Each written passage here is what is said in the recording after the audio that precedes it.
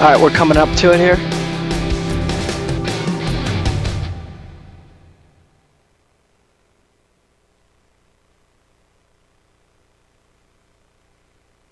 The road to $10,000 runs through the Darlington Raceway. The Lady in Black, Too Tough to Tame, getting ready for round number 6 of the NASCAR iRacing.com Series World Championship. 43 of the best getting ready to try to tame Darlington. Tim Terry, Tony Stevens, Joe Cortez, and Nim Cross here to call all the action for you.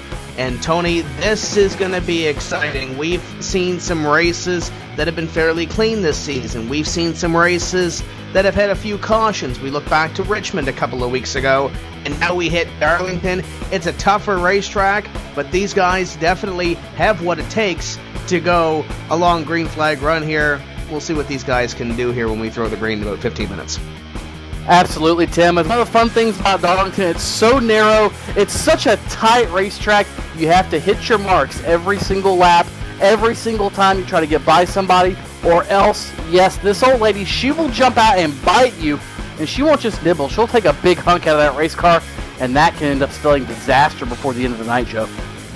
Absolutely. There's a lot of things you got to watch for here, especially that very high line they're going to run. They call it the Darlington stripe for a reason, and that reason is because you're going to see a lot of drivers have some real right side damage on each of these cars. Expect there to be some damage on those cars. Expect there to be wheel damage. These guys are going to be doing everything they can to take every advantage, and it's going to make for some very, very entertaining racing around this track. Like you said last week, Nim, whatever is not bent will be bent by the time we're done with this race tonight. Yeah, one of the hardest parts of this track is coming off of corner number 2. Everybody's single file, and it's a very high-speed part of the track. As you're going through 1 and 2, you actually hit the throttle in the middle of the corner because you need to pick up speed, and you're right up against the wall. But then you have to correct the throttle a little bit coming off of corner number 2. And if anybody gets in trouble at that point in the track, the train behind has trouble, and one checkup can just cause a chain reaction mess. So look for a lot of action coming down the back straight off of corner number 2 today.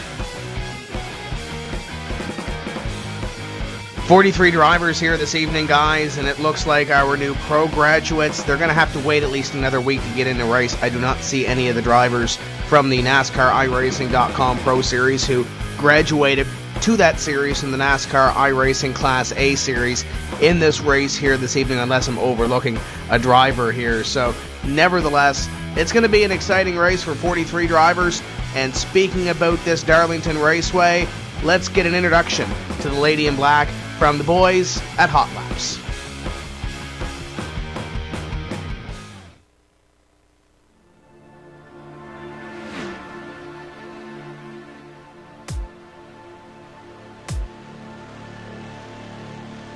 Hey guys, this is Steve Sheehan. We are at Darlington this week, and it is going to be an awesome race.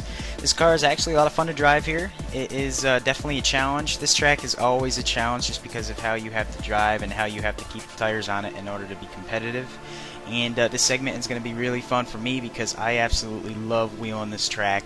Now I'm going to get right into a hot lap here. Now right off the bat, I will tell you this track is all about throttle control. I'm going to get up to about 192 miles per hour into turn 1. Turn 1 and 2 is a blast. You go in, you kind of get your left sides right on those dotted white lines, and you let the car drift up the track. You're going to come back down the track kind of like a diamond, and you're going to come off the backstretch nice and fast, nice and straight. You're going to go into turn 3, hard braking. There's a lot of grip up next to the wall, especially on entry. You're able to bring the car back down the track, cross the line for a nice solid 39. In turn 1, I need to make sure I go in hard enough where the natural momentum of the car is going to make it push up the track, and by the time it grabs, I'm right up at the top of the track. Now in the middle of 1 and 2, there's a couple bumps up there that if you do not have your car set up right, or you're going too slow or too fast, you will hit those bumps incorrectly, and you will either get sideways or it'll shoot you straight up the track into the wall. And you're already close enough to the wall as it is, so you have to be super smooth and super consistent through this corner in order to hit those bumps properly. Now once you get past those bumps, you're going to bring the car back down the track, and it's going to really start to step out exiting turn 2, especially when your tires start to get a lot of laps on them. This is just something we deal with here. If you tighten the car up, you will lose tenths upon tenths of a second later in the run. You just need to be able to drive the car a little bit sideways off this corner, especially as the tires wear, in order to maintain consistent, smooth, good lap times. Now, turn 3 and 4, totally different. You have to enter turn 3 high, next to the wall. There is way more grip up there than low. If you're really going for a good hot lap, you need to make sure you're as close as you can get to that wall. You can even hit that wall with the right side of your car a little bit and still have a really fast lap time. That's just how this track is. That wall bites everyone, including real drivers on Sundays. 3 and 4, like I said, there's not enough grip down low to really make a pass stick. And you're going to see a lot of guys trying it, especially in traffic when they're stuck behind slower cars. They will have a lot of difficulty actually completing a pass. Where you will see passes is going into turn 1, where that car up high has to give. You cannot go into turn 1 side by side and stay that way to the entire corner, or else you will either have to almost come to a complete stop in order to make the corner side by side, or that outside car will hit the wall, or the cars will bounce off each other. So once you see someone get positioned into turn 1 low on someone else, that outside car has to give, because that turn is just too fast and too tight for 2 cars to make it through there safely. Late in the run, fuel is going to wear out of this car, and our rear is actually going to lift up, and our nose is going to come down a little bit. People are going to hit this bump a little bit more severely than they did at the start of the run. They're going to have a lot of trouble getting into this corner and getting through the apex of this corner, because the car is going to be hitting this bump differently. Keep your eye out for that if we have long green flag runs. Now, the race tonight is going to be 183 laps. It is going to be a very long, very tiring race. We had a very long green flag run here last year, and it was a blast for me, and I know most other people, because this car is a handful once the tires get worn. You definitely have to stay on the edge, you have to drive it on rails, and you have to drive a little bit loose in order for this thing to really stay fast over a long run. In 2 weeks, we're back to a cookie cutter in Charlotte, and it's going to be high speed, and this car is a blast to drive on cookie cutters, and it should be a good race, but we're all definitely focused in on tonight, and hopefully it's a good show for you guys, and hopefully we get some long runs and really put us to the test. So enjoy the show tonight, guys.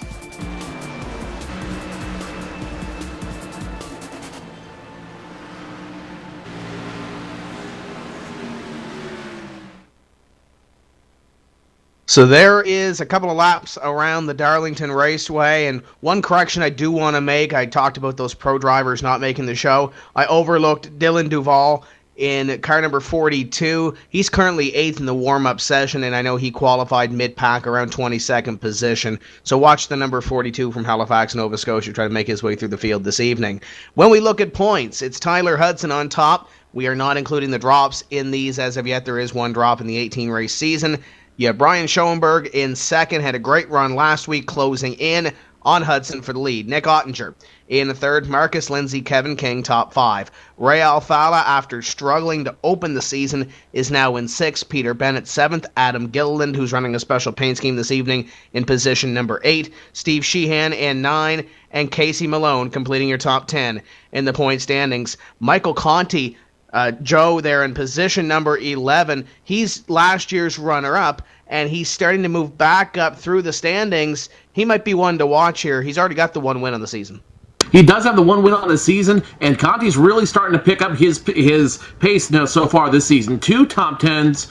One top 10 and 1 top 5, both coming with that win. It just goes to show that if you're able to put together a consistent season, you're going to be able to put together, you're able to come back and really challenge for the championship. Another guy that's going to be looking to do that is Ray Alfala, who's now in the top, is the hunt after having a hard start this year. And the other guy currently only having 4 starts is Jason Karlavich. He's only in 15th, guys. He's right now 57 points outside of first place. So if he has a good run here tonight, if you watch him and he's able to do good, he might get himself in a position where he's able to run better, Tim, and start challenging for that championship.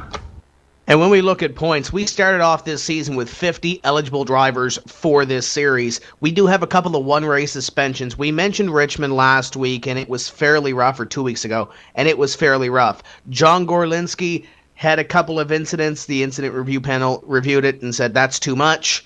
So John Gorlinski is done for the week, and he's position 14 in the points. He was moving up towards that top 10, but it's going to be a big hurdle to climb. He's going to have to use that one drop as this week where he is getting no points whatsoever. Brian Blackford, we documented his tough times this season. His tough times keep getting tougher. He started 2 races, and after his second race, he will not be racing at Darlington. He is under a 1-race suspension, and Alex Chambrone has been removed from the series after his 1 start. And comments that he made, Joe, that were detrimental to the series, I do believe. So he's not in this series anymore. We will have 11 Pro Series drivers move up in Season 2 for Class A. So these drivers are getting ready to go racing. Joe, what are you seeing here in this warm-up session? Any final thoughts before we breeze through this lineup? Right now, I'm watching Chad Coleman in the 28 machine, in Hickenchick's 28 machine. You see him, just how close he's running up there and how he's using the car's momentum against him, like we saw in the hot lap session, to make it work. So, Tim, what we're going to see here is a lot of hard racing. We're going to see a lot of guys fighting for not a whole lot of racetrack positioning out there, a lot of real estate out there. We just got to watch everything happen and hope that we don't have a big one happen on a short track. At the Lady in Black, anything can happen.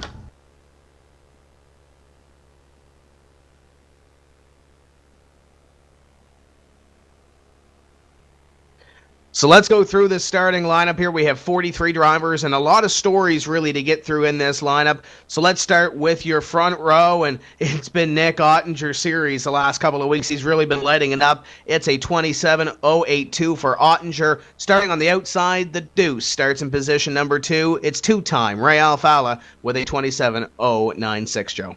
On the inside of row number 2, it's Dustin Montgomery in the 8 machine. To show you how competitive this field is, 27.097, 1,000th of a second away from taking Ray Alfala out of the second spot. Starting outside of him will be the 82 of Alex Warren. Inside row number 3 is the number 6 car of Steve Sheehan. Outside him, car number 1, Marcus Lindsay.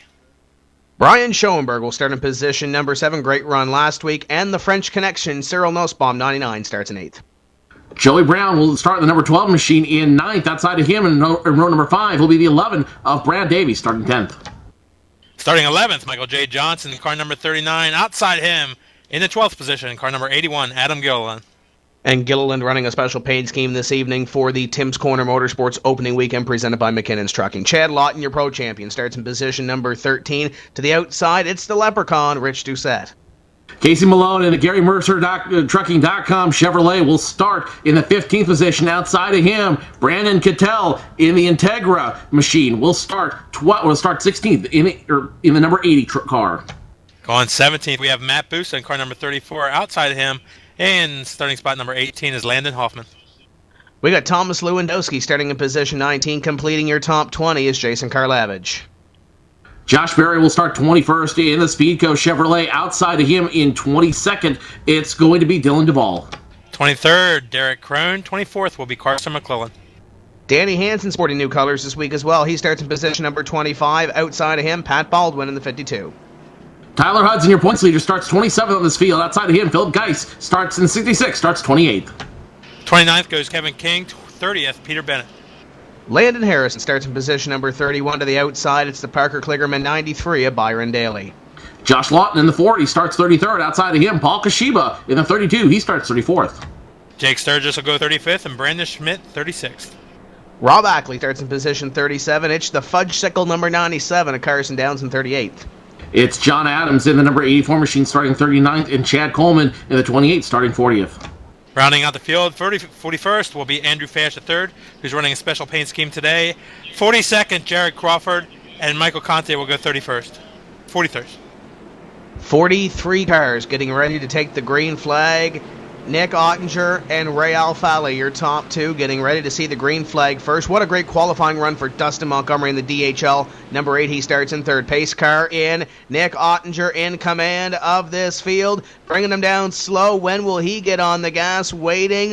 There he goes. Green flag flies, and we are underway for the first of 183 laps at Darlington this evening. And Ottinger got a great start, and Joe brought them down a little bit slower compared to when that pace car pulled off. We're going to see some restart games tonight here, I think. we are going to see some restart games tonight, as some guy already having some trouble there. It looks like the 02s, the 82s having some trouble out there. The 55 also having some problems. Sandwiching now, going back behind the 26 of Chad Lawton. That's Casey Malone. Or check that, it's going to be Cyril Nussbaum stuck on the high end. Richard Doucette stuck with him on the high end as well. So a lot of guys already getting their Darlington stripe early in the race. Not a whole lot of room to move here. 99, 92, 11, and 96 are going at it for a spot. The 11 on the outside going to take the spot away from the 96 at Doucette as they get that back to single file racing.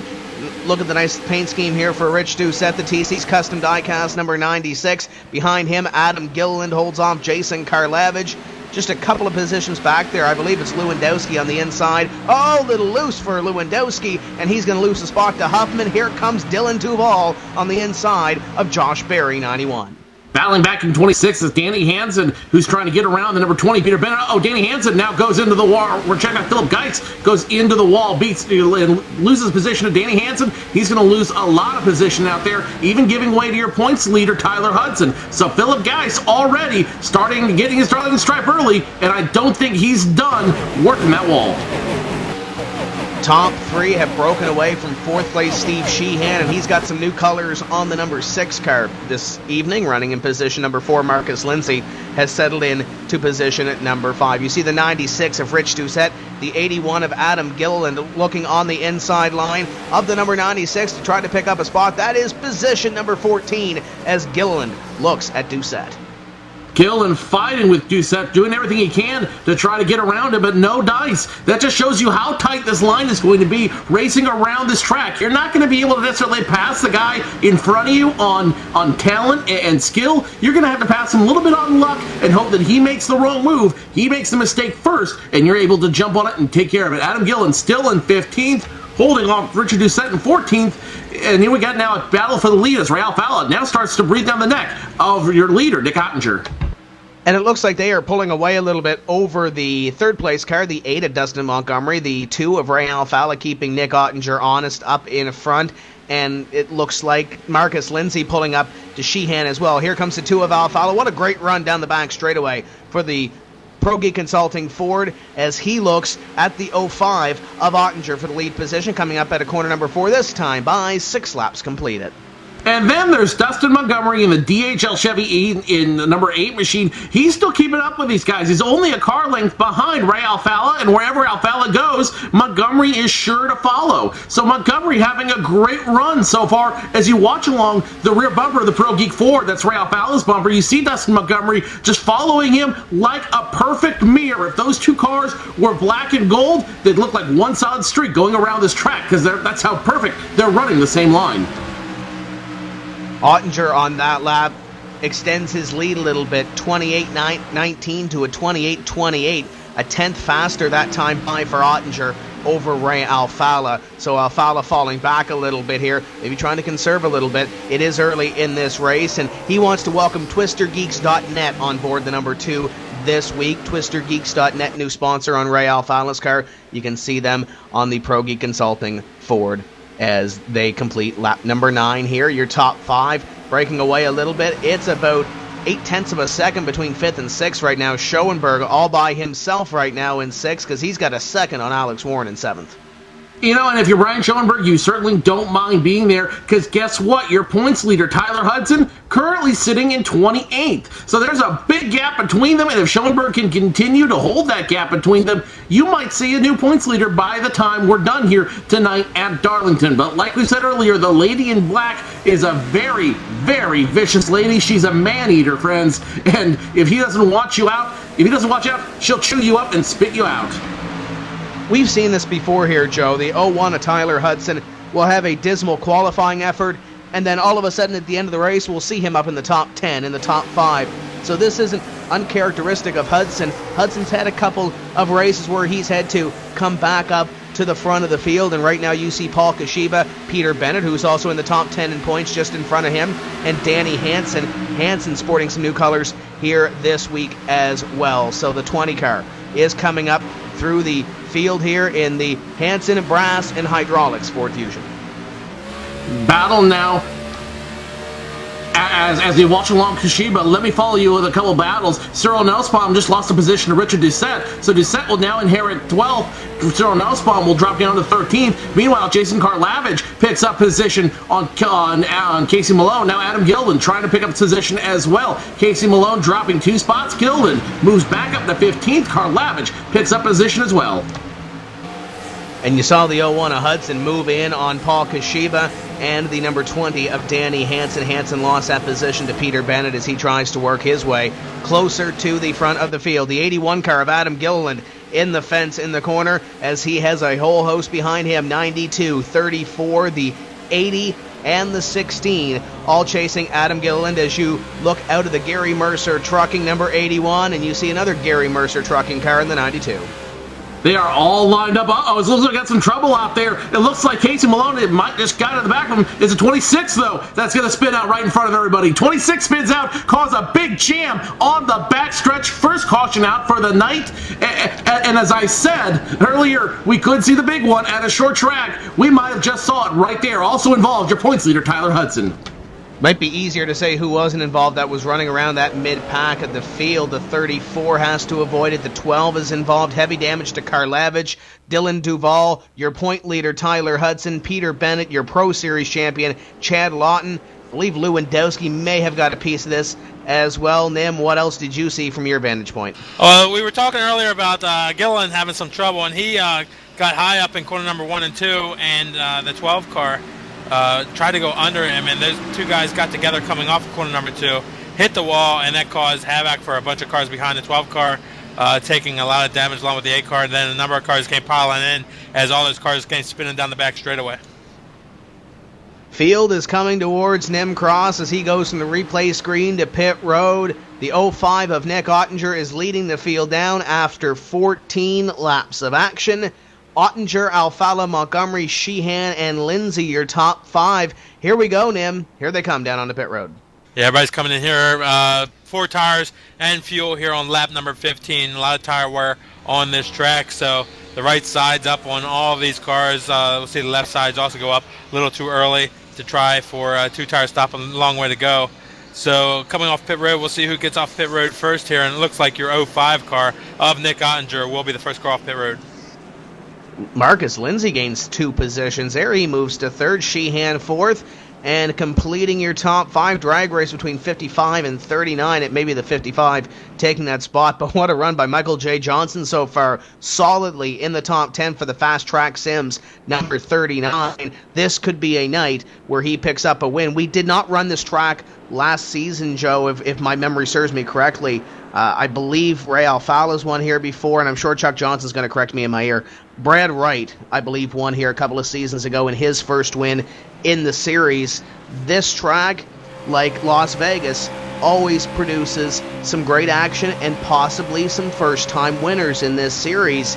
Could Michael J. Johnson be one of those first-time winners we see here tonight at Darlington? It certainly wouldn't surprise me. The race is still young. There's still a lot of guys out here that are running hard that all have a chance at winning this race. Basically, if you didn't get a whole lot of damage in that last incident, you could still potentially win this race and potentially, or if nothing else, potentially get a top 5. This is a track that isn't as dependent on draft as other tracks are. This is a track that's more dependent on skill and ability, and if you're able to run in that line, if you're able to keep it clean and keep the nose moving forward, then you're able to compete on this track potentially for a first-time win. Josh Lawton, Carson McClellan, both electing not to stay out, already playing the pit strategy game.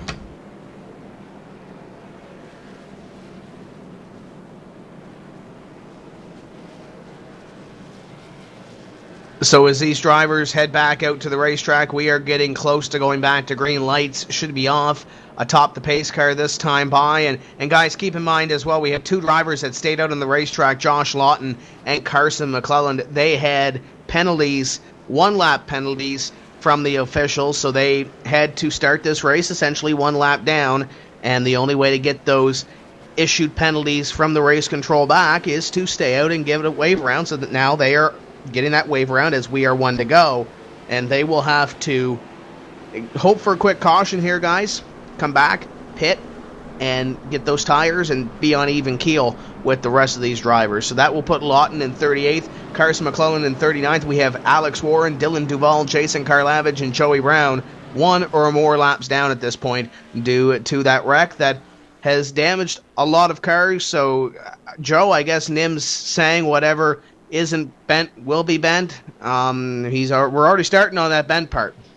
We're already starting on lap 17. We go back to Green Flag Racing on lap 18, and it's not going to surprise me if we see a lot of stuff get bent up when we go back to Green Flag Racing. Great for those guys who are one lap down serving penalties. Not great for if you're in the middle of the pack and trying to salvage a run for tonight's race. Now, the challenge is going to be how fast can you get up front, how fast can you move, and how fast can you challenge for that lead. Green flag flies, and here comes Nick Ottinger getting a good jump once again on Ray Alfalla. Marcus Lindsay, who had the perfect pit stop down there, will solidify third place. Steve Sheehan fourth. Michael J. Johnson fifth. Not a bad start for the one on the inside of Marcus Lindsay. A little bit of a bobble in corners number 1 and 2, but the one car now in position number 3 and sets his sights on two-time Ray Alfalla. Too wide back about Rich Doucette and the 81 of Adam Gilliland as Gilliland tries to pick up a spot. The 75 of Landon Huffman there as well. This is all happening around that 10th place position as Doucette looks at that number 81 coming off corner number 4. They come across the stripe this time, and Gilliland is in P10. And right behind them, the number 20 machine in 32 look like they're doing battle back and forth. That's 07 of Derek Crone, the 20 of Danny Hansen, all involved down there. Derek Crone continues to run that high line, but he's not going to have a whole lot of room to run that high line with. He's going to lose a little bit of position out there as they try to run out there. Paul Kashiba picks up position out there, and we continue to run clean Green Flag Racing. 99, Cyril Nussbaum, the French Connection, the JDR Graphics, Tim's Corner Motorsports, Ford Fusion, one of our drivers racing from outside of North America. He's racing in France, the number 5 car of Mike Conti. Talk about a rebound, and Tony, I know you want to talk about rebound. Mike Conti has done so far. He missed Daytona. He's had to pass a lot of cars here this evening. He botched his qualifying lap, and now he's looking at a little bit more. Currently in position number 20, still a little ways to go. Yeah, he's certainly moving his up through the field, Tim, but one thing is for sure, if there's a guy that knows how to get over all of that, it's going to be Michael Conti, and now we're watching John Adams take up some spots on the speedway as well. He's another one of those guys, too, that's maybe come back from a little bit of disappointment earlier this year, took a couple of weeks off to regroup, and now here he is running just outside the top 20.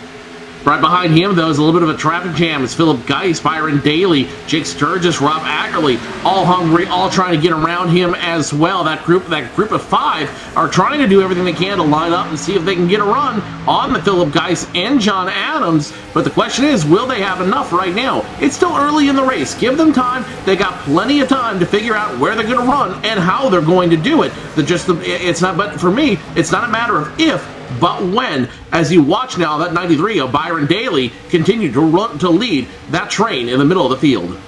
Just behind them, Tyler Hudson trying to make a move on Rob Ackley, I believe that is. Here, check that. Yeah, Rob Ackley for the spot, the 16 of Thomas Lewandowski, also trying to make that move as well. One point I did want to make on Byron Daly. We keep talking about these drivers racing from the comfort of their own homes. Byron Daly is racing from the comfort of his sponsor's home this evening. He's racing from Parker Clearman's place this evening. And Tony, the one thing that some of us can relate to, we usually race with a single monitor. With iRacing, there's so much stuff you can do.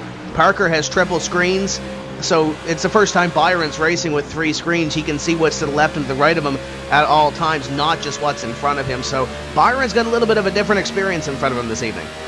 Yeah, he does, and it takes a little while to adjust to that, Tim, because it's a whole new sensation of seeing what's around you and how you look at it. And it's just like a driver climbing into a different type of race car. Yeah, you might be used to, say, a late model in reality, and you jump into a Camping World truck, but guess what? It takes you a while, but you eventually adapt to it. And now, as you see Sturgis under a little bit of pressure as well here, I think Byron is adapting to that fairly well. I mean, obviously he made the show tonight, which is good, and he, too, inside the top 25 right now.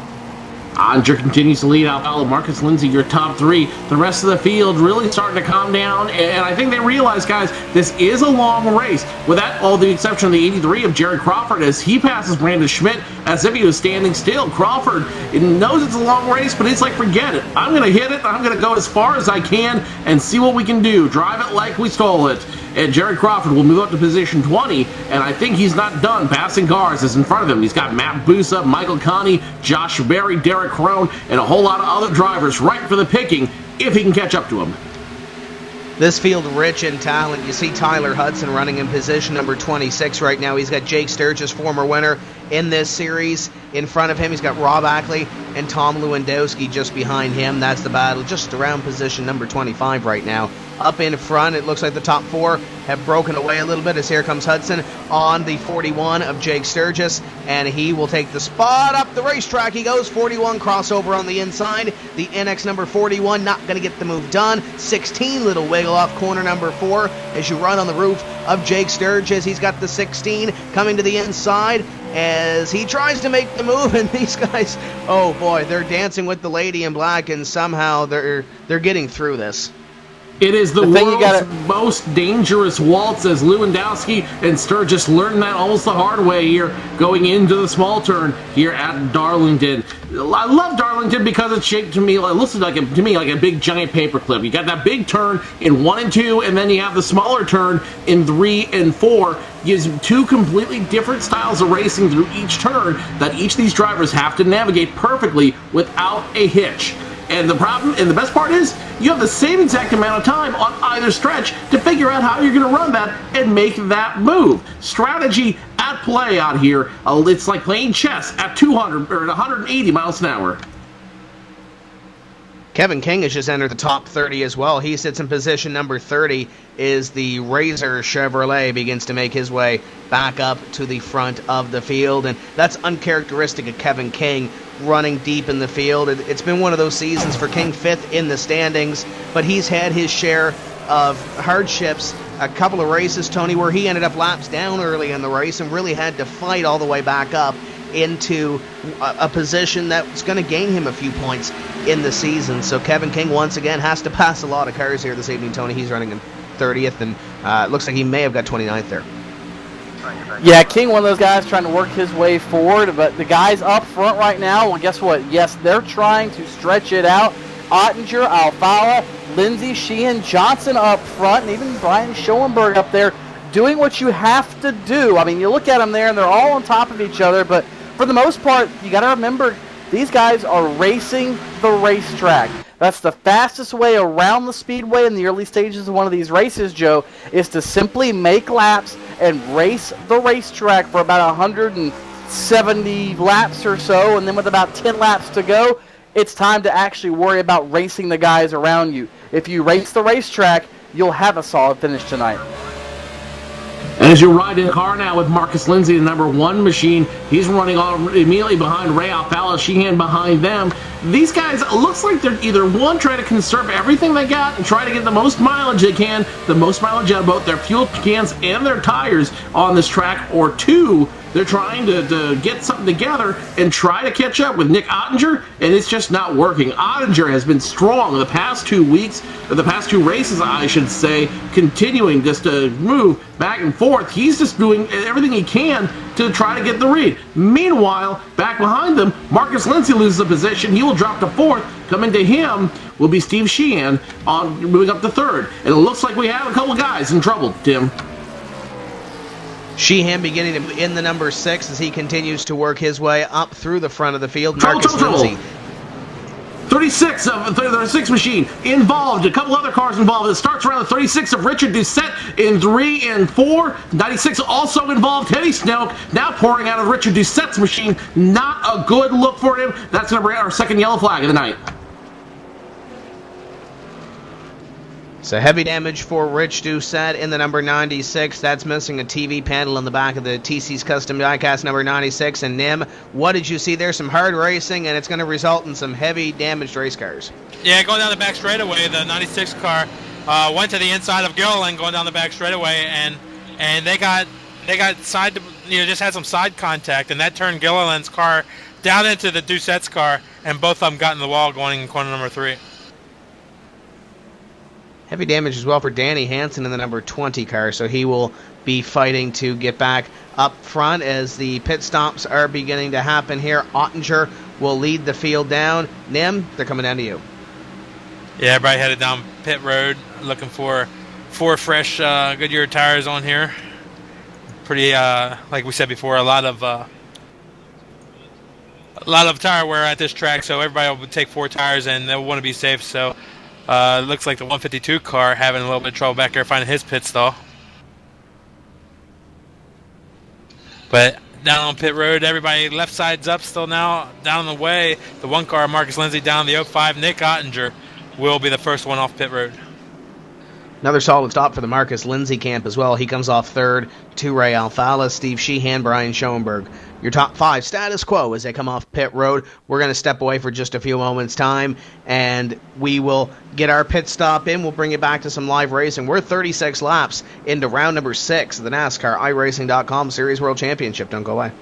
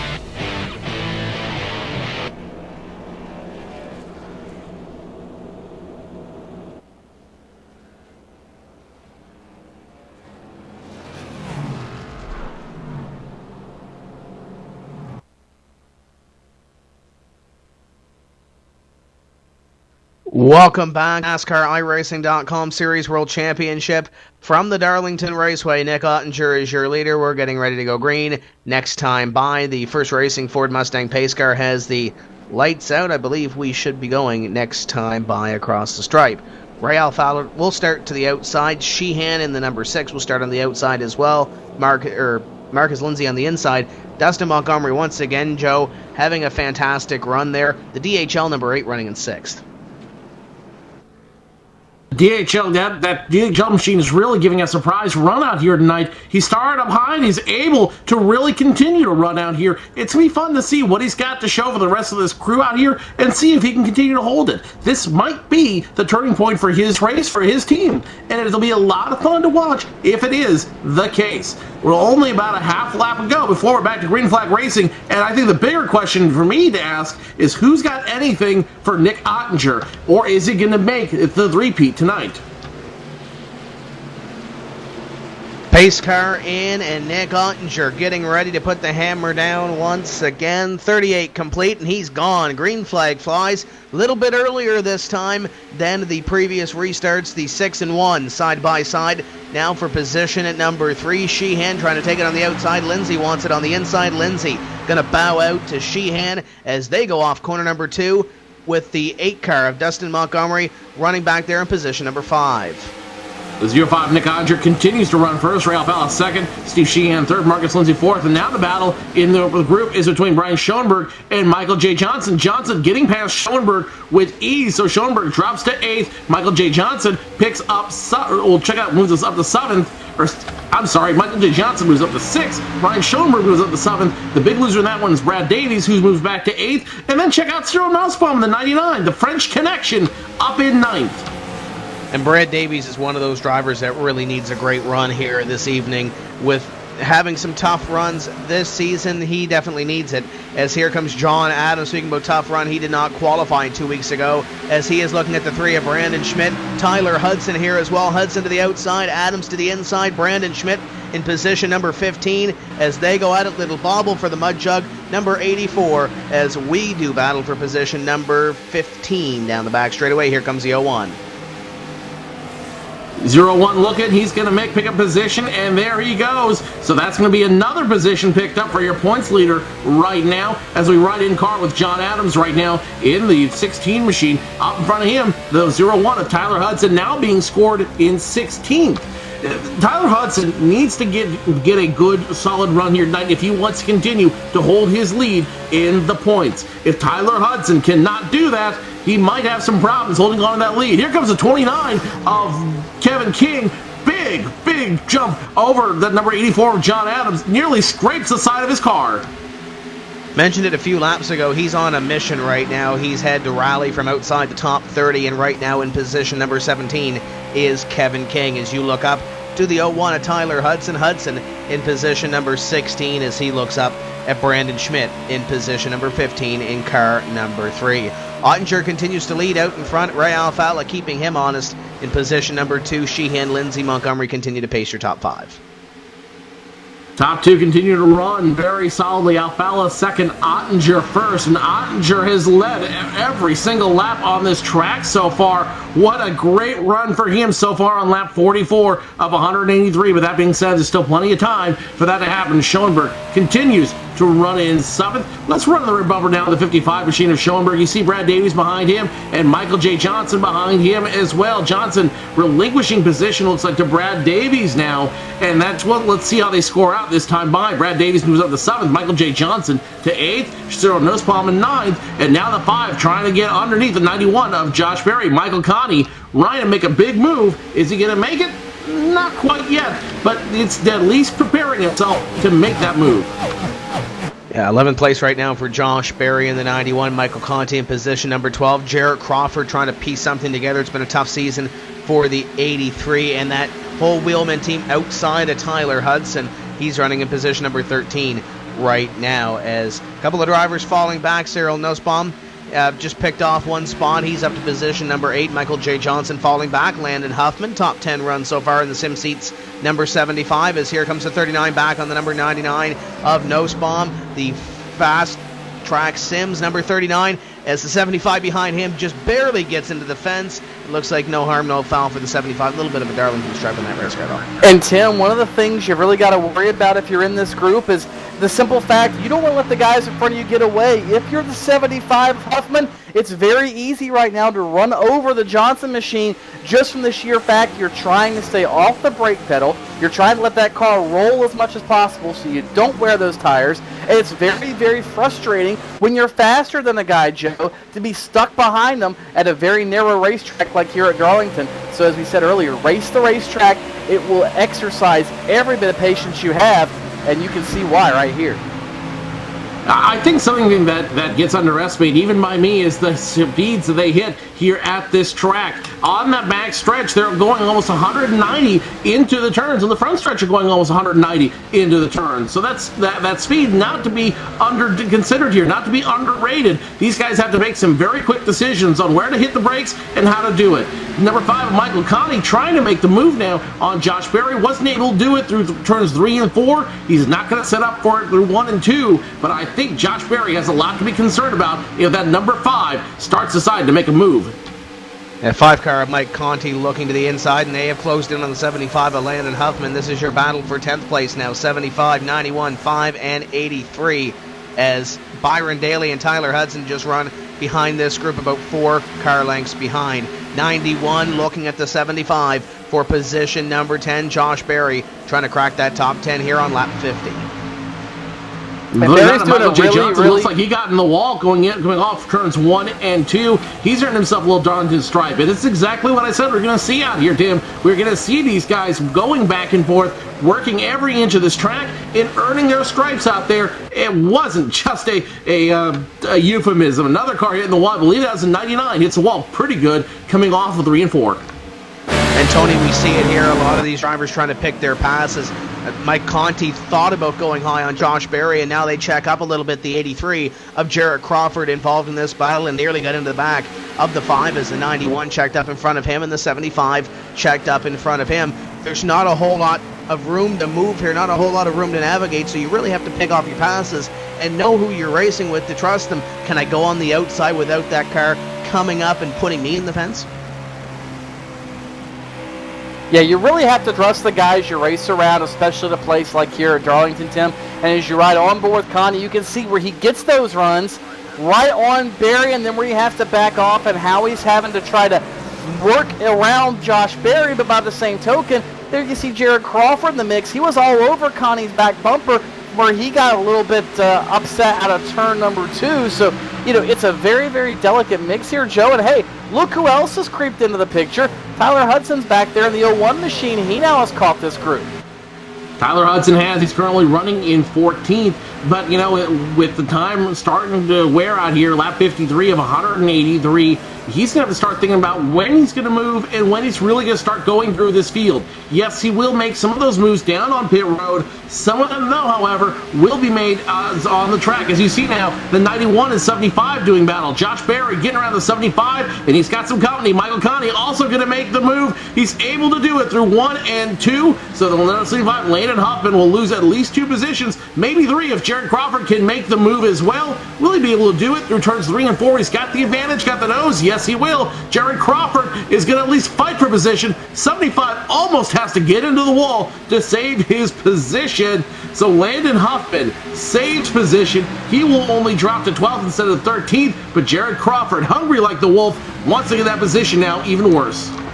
Couple of fast cars behind that 75, that 83 and the 01. Keep in mind they are teammates as the 83 gets loose off corner number 2. Tyler Hudson just going to go underneath his teammate here and try to take that spot away as the 01 of Tyler Hudson tries to take it away. 83 in the fence once again. Tyler Hudson trying to make this position and try to run as fast as he can. But look, just behind them, Kevin King is on a mission. He makes up another spot on Byron Daly and dispatches him to position number 16. Kevin King, I think, is going to have something here, guys, before the end of this evening as he closes up on Jarrett Crawford and pulls away from Byron Daly. And you see that bright green closing in on Jarrett Crawford.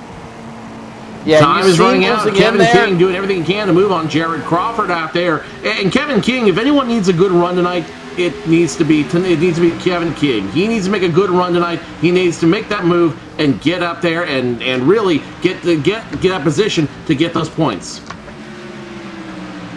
So as we run here on lap number 57, there's a lot of drivers really starting to pick off their passes. Oh, we got 3 in the wall back here, and I don't know how that wasn't a wreck, Tony. Is there still 3 wide? John Adams pitches it in. Rob Ackley, and I don't know how they made it through there. Brandon Schmidt, that might have been the safest idea, Tony, for that 3 car to be on the apron there. Landon Harrison nearly bought the farm. There's a couple of drivers here still trying to find out if their car is going to track straight here or not. 16, the Lewandowski underneath the 22.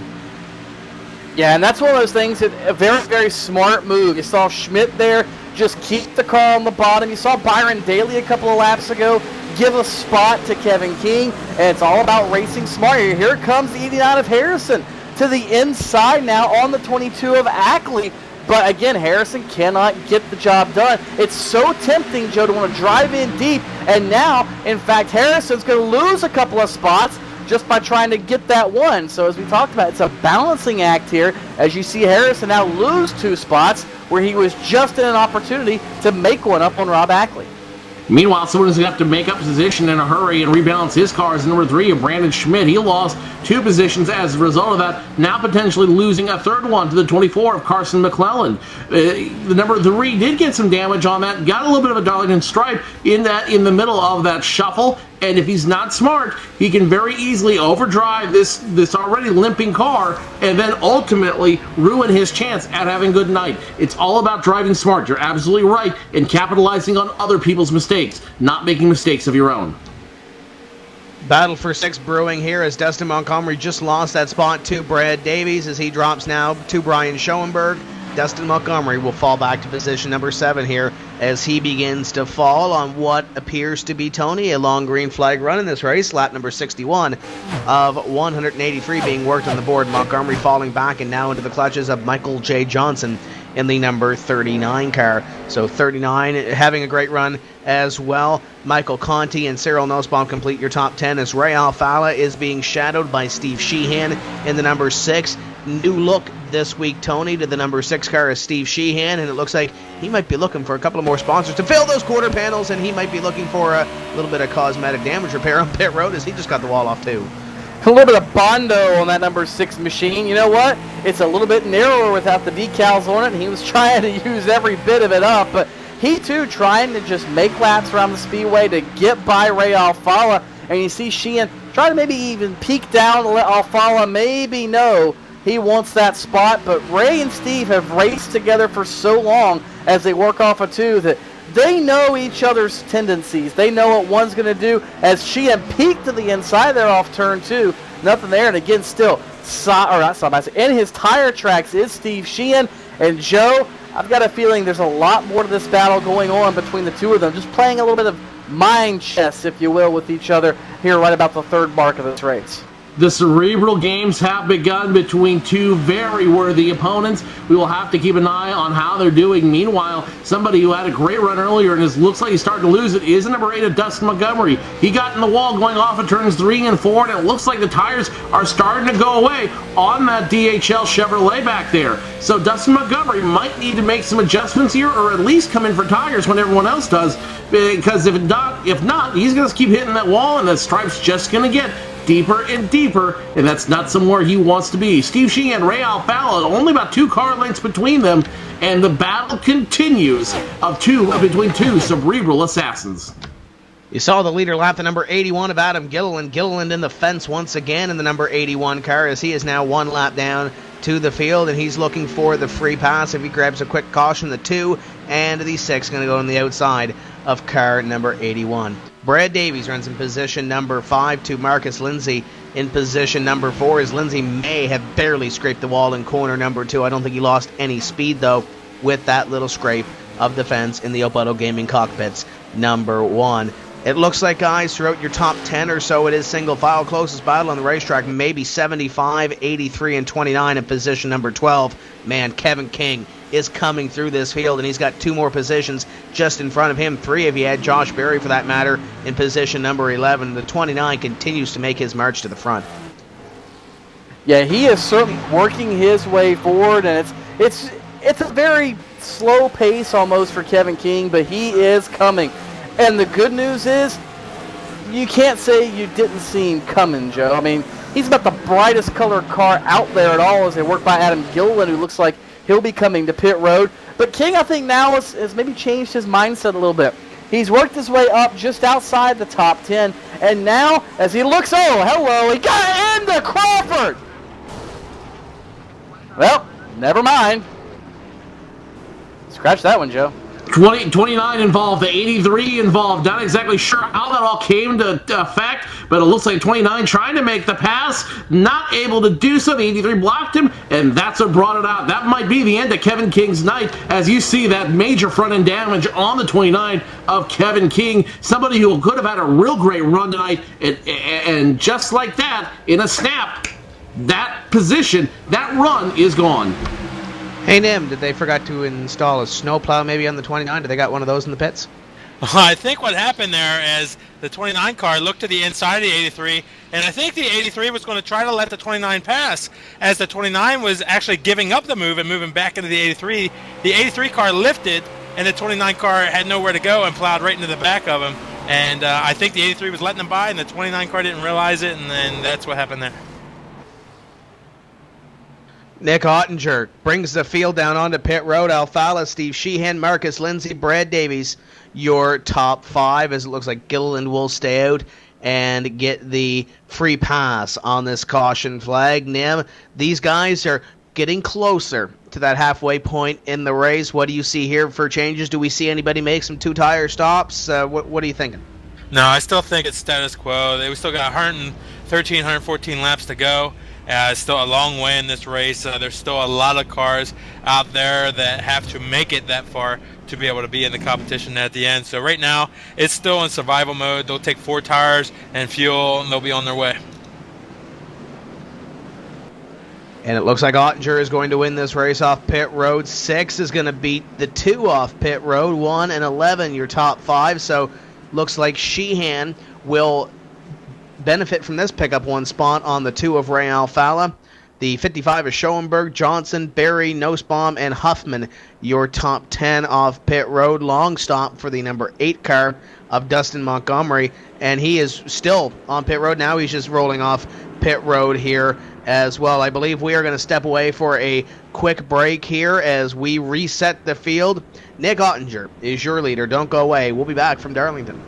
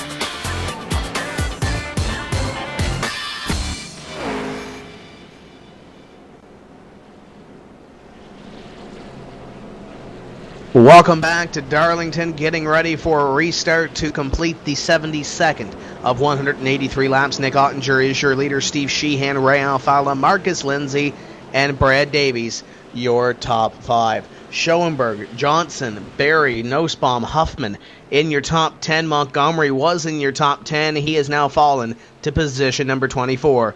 Pace car is in and getting ready for the green soak once again. Sheehan now to the outside. Green flag flies. 2 car of Ray Alfala going to look to the inside here to try to take back position number 2 from Sheehan. Sheehan not going to give it up easy on the outside line. 2 and 6 going at it for second.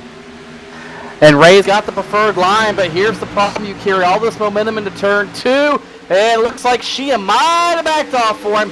Maybe he did, maybe he didn't. Only 2 people really know, but Marcus Lindsay looked like he did let Steve Sheehan in the line just ahead of himself and Josh Berry there in the 5th spot, with Schoenberg still up there as well. Single file for this group, and now here comes the number 39 machine on Brad Davies. So Johnson looking a little racy with sticker tires on his machine, Joe.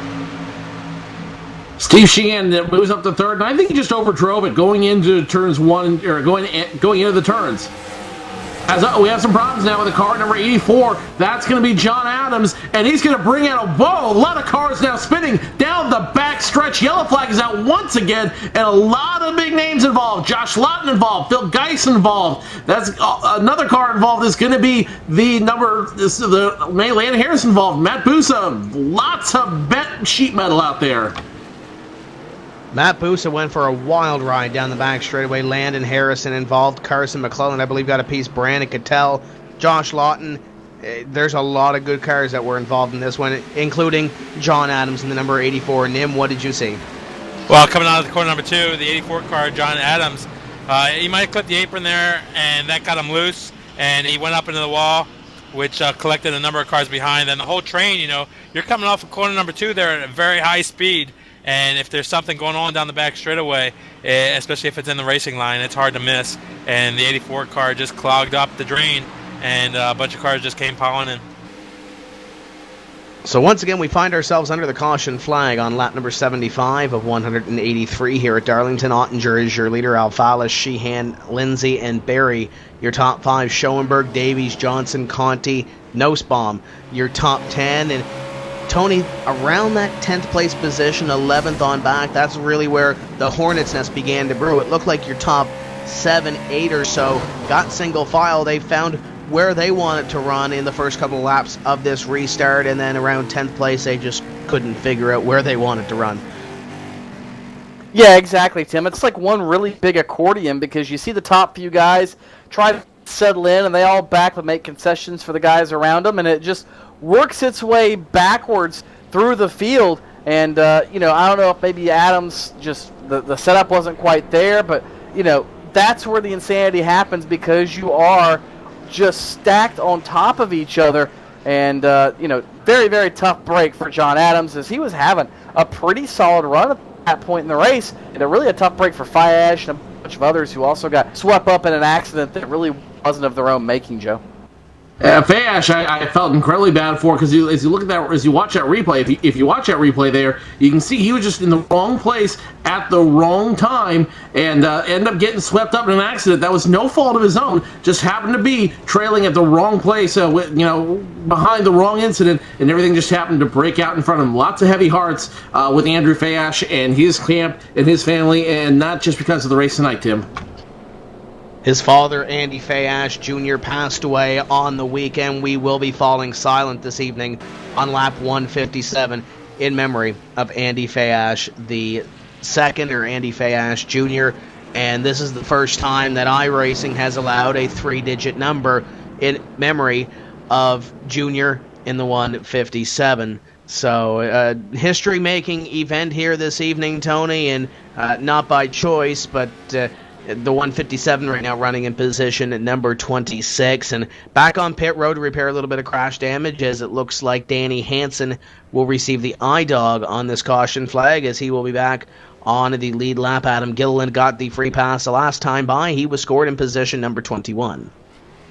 And a neat little interesting tidbit, the last time NASCAR let a 3-digit number even unload at the Speedway was here at Darlington, after Tiny Lund had passed away, I believe it was, and Darrell Waltrip was running a memorial paint scheme in honor of Tiny Lund.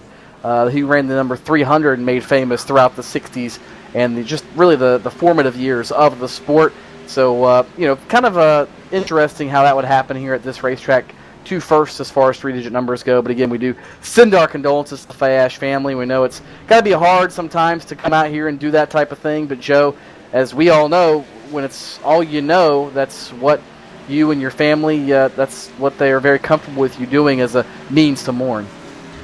And Andy Fayash Jr. was a racer through and through, and as I followed him on Facebook, or Andy Fayash third on Facebook this week, as I followed everything that went through, my heart just absolutely goes out to him and his family for everything they're going through. You look at that car, you see that car adorned with pictures of his father, of his father's car, of them racing together, having some of their most cherished moments together. So for Andrew Fayash, although it takes a lot of heart to get back behind the wheel, especially after something so raw and so moving happening to you and your family, I don't think there's a better way to honor his father tonight. Pace car in, Ottinger's gone. Green flag flies, and an early start for Ottinger. Alfala and Sheehan, your top 2, and I say early, Tony, because it's a little bit earlier than what he has been going, but it's still definitely legal. Pace car was off, and it lets the sim trigger the green flag. Lindsay and Barry, your top 5. Look at Josh Barry come through this field. Barry is starting to move his way forward, kind of like another Kevin King there, Tim. He absolutely just slicing through everybody in front of him, and that's certainly got to feel good for Josh Barry. Remember, 2 weeks ago at Richmond, it was Josh Barry that passed about 3 times the number of cars that were in the field after he had an incident early, had to come to pit road for an unscheduled, made up those laps he lost, and came back to run inside the top 10. and just an absolutely impressive run now 2 weeks in a row for Josh Berry.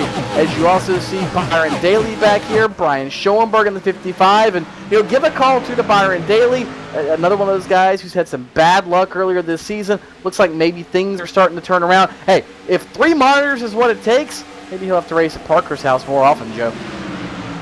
Nothing wrong with that. I'm sure Parker certainly wouldn't mind the company. But look, just a couple of spots back there, and one spot behind that number 5 machine. There's Tyler Hudson, your points leader. He worked his way up from the middle of the pack, and now up to 9th, and he's knocking on Brian Schoenberg's door. So Schoenberg, who had such a good run earlier, who had a lot of distance between him and your points leader, has now only got 1 position between him and the points leader. So Schoenberg doing a lot of rear-view mirror driving right now, not only because he's got Michael Conti behind him, but because he knows he needs to stay in front of your points leader.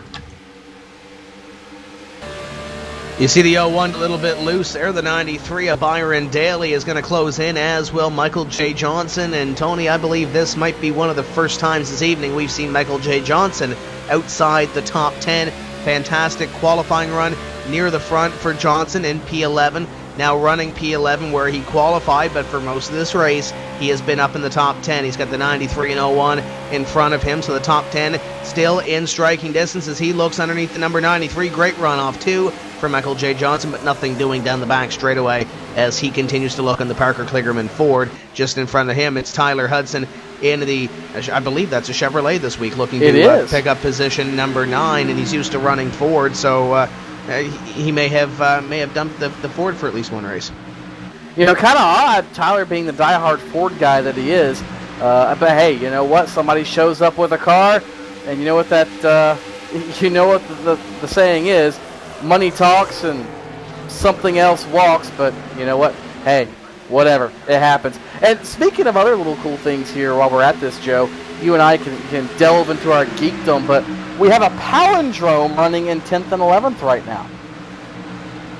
That's right, we do have a palindrome currently running in 10th and 11th. The 93 of Byron Daly currently in the top 10. Behind him, Michael Johnson in the 39. And that could be subject to change. Now we got some more battles coming up here in the top 10. Among them, the number 11 of Brad Davies under fire now from Brian Schoenberg. Schoenberg's got the inside, but he may not have enough to get around him. The 5 now, Michael Conti, threatening to get around Schoenberg. As a result, Schoenberg able to hold his position. He will go back up to 7th. Meanwhile, behind them, the Parker Kligerman machine, Byron Daly, he will move up to 9th. Tyler Hudson in 10th. So a little bit of breathing room for Brian Schoenberg right now to try to take this points lead, but not enough to get comfortable. So the 2 J-Show teammates battle for position number 7 and 8 right now. Just behind them, Byron Daly picked up a spot on the number 01 of Tyler Hudson. And if you're looking to join into the conversation here for the iRacing WCS, hashtag iRacing WCS on Twitter. Of course, follow iRacing WCS. And how about the 93? You got to follow Byron Daly, right? At 3Y Daily. And he updates during the race as well, before, after, throughout the week on this NASCAR iRacing.com Series World Championship. So be sure to join in the conversation. Hashtag iRacing WCS. As here comes the number 39 of Michael J. Johnson on the 01. As the 11 car of Brad Davies is going for, they're trying to hold off Brian Schoenberg in that spot. Position 11 also heating up. There's a lot of ones here, Tony. There's a lot of them there, to say the least. And really, there's a lot of drivers just up here in general. They're starting to get very racy. Tim, hello, Brian Schoenberg. That's up close and personal for you with his Chevy SS out of turn number 4. And that cost him to check up enough. Here comes Michael Conti. Conti down the apron. He'll pull the slide job on Schoenberg. And Schoenberg tries the Earnhardt move, but it ain't going to last with the old crossover that he made so famous here in what was then turns 3 and 4 at Darlington Raceway. Now has been swapped to turns 1 and 2, but that brings back a little bit of memory there, Joe. Seeing Earnhardt just back off, let the guy drive into turn 3, slide up the racetrack, and he drive right back by him. Absolutely. So Schoenberg loses position. He drops to 8th. Brian Daly 9th, and Tyler Hudson now in 10th, but Tyler Hudson immediately under fire now for Michael J. Johnson in the 39 machine. He will try to take the position away if he can get around him. The 0-1 still holding strong to his position, but that all may change. Meanwhile, Cyril Nussbaum in the 99 machine, the French Connection trying to get a move going, trying to get moving forward in his machine. He's doing everything he can, but we'll have to see what he's able to do if he's able to get in front, get down there, and get in front. Meanwhile, the number 29 machine, Kevin King, he's back on track, and it looks like they got some hood damage repaired out there. He's got at least something on his on the front of his Razor Chevrolet. The bad news is that isn't going to be enough to salvage a decent run tonight. 14 laps down for Kevin King. Yeah, he's got 14 laps behind the pace. Rob Ackley still sitting on pit road, though, as is John Adams. So he's standing to gain a couple of spots. Dustin Montgomery back on pit road as well. So might be a top 30 run for Kevin King, as Mike Conti made the move on Josh Berry. Berry once again has his rear view full of Brian Schoenberg in the Obuto Gaming Cockpits number 55, and Schoenberg's making things interesting up here for Berry in the Speedco 91. To the inside goes the 55, and the 55 pitches it into corner number 3. 91 trying to hold it up high off corner number 4. 55 trying to do everything that he can. It's not going to happen here, but the 55 still going to be alongside the number 91. Pitches it into corner number 1, drives it hard. He's going to take the spot. 91 to Josh Berry waiting for a crossover. Wiggle by the 55. The 91 looking to the inside. Nothing doing there. Little wiggle from the 91. Off the corner, it closes in the 93 of Byron Daly. So hard to try to make that move stick, Tim, and just like what we just saw, you've got a little bit of time to try to race that guy. Otherwise, you're going to be mincemeat for the guy behind you. And Byron Daly, who was 10, 12 car lengths behind this pair, is now right on the back bumper of Josh Berry, and you see that fusion right off Berry's back bumper there just a moment ago as they race through turns 1 and 2, and now Berry, instead of having to worry about Schoenberg's 6-8 car lengths ahead of him, and now he's got Byron Daly, he's got Johnson, he's got Hudson and others sitting, breathing down his neck, and it's one of the things I love about racing at Darlington, Joe. It's such a compromise between racing the track and racing each other that it really is, as we've said 100 times tonight, an exercise in patience. An exercise in patience and an exercise in understanding how to drive this track. These guys continue to run on lap 95, and let's watch some of these guys down further in the back. I'm watching Josh Berry and Byron Daly. You see him almost touch that wall going through both of those turns. Going through 3 and 4, he almost touches that wall. He's going to do the same thing again when he comes to 1 and 2. Watch him again. He dives it down low real quick, and then he's going to come back up high, almost touch the wall, come back down low, and be back on the back stretch. The 2 different size turns make this track a whole lot of fun to watch racing at. And again, it's a matter of patience. Like you said, Tony, it's a matter of being patient and letting the man in front of you make a mistake instead of trying to force it and wrecking yourself out and potentially wrecking everyone else out. Cross flags up halfway through this race.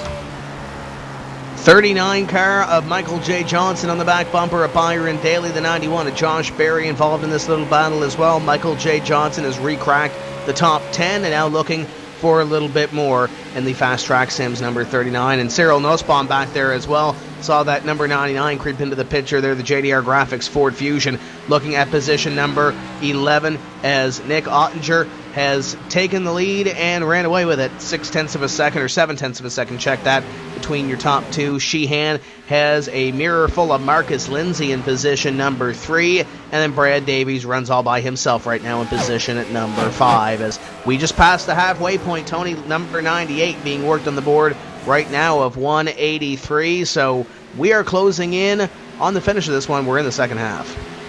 Absolutely, Tim. 85 laps to go, and I think we're going to see this race start to change just a little bit. I don't know that we're going to see it change, offhand, but everybody knows now they're over the hump, so to speak. They're on the downhill part of the event, and they know what they've got to do to try to work their way forward. Time is getting shorter and shorter for some guys that are further back in the field, like a Landon Huffman, a Casey Malone, a Josh Lawton, Paul Kashiba. Some of the guys back there who have had all kinds of issues, they know their time is getting shorter. For guys like Daly, Berry, Schoenberg, even Ray Alfala, Steve Sheehan, they know time's getting shorter, but they're in no rush right now. The only problem is, Joe, those guys further back in the field, they might screw up the guys up front, and they're not, because if they get a little too racy, these caution flags can really wreak havoc on some of the leader strategy.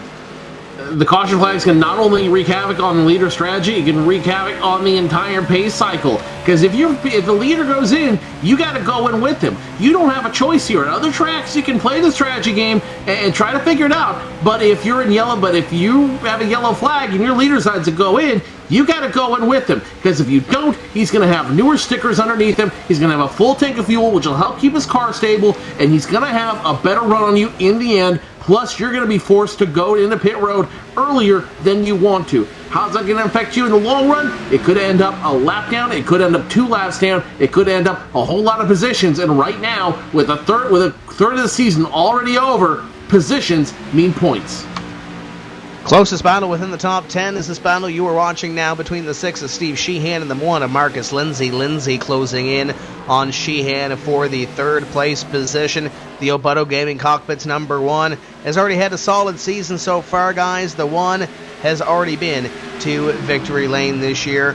The 6 car is Steve Sheehan. He's been close, but hasn't been able to get that checkered flag as of yet. Could this evening be the night? Running in position number 3 right now. The top 2 seem to be the 2 dominant cars so far this evening, with Ottinger leading the most laps. He'll lock up the extra bonus point as well for leading the most laps here at Darlington. But looks like the top 2 really have the fastest cars right now, but that's why we run the full distance, Tony. Anything can happen here in the second half. It really can, and I think Nick Ottinger's kind of a person that can tell you that. You sit here and you watch this race, and it's almost like, where in the world did Nick Ottinger come from? The first 3 or 4 races this season, he was just there.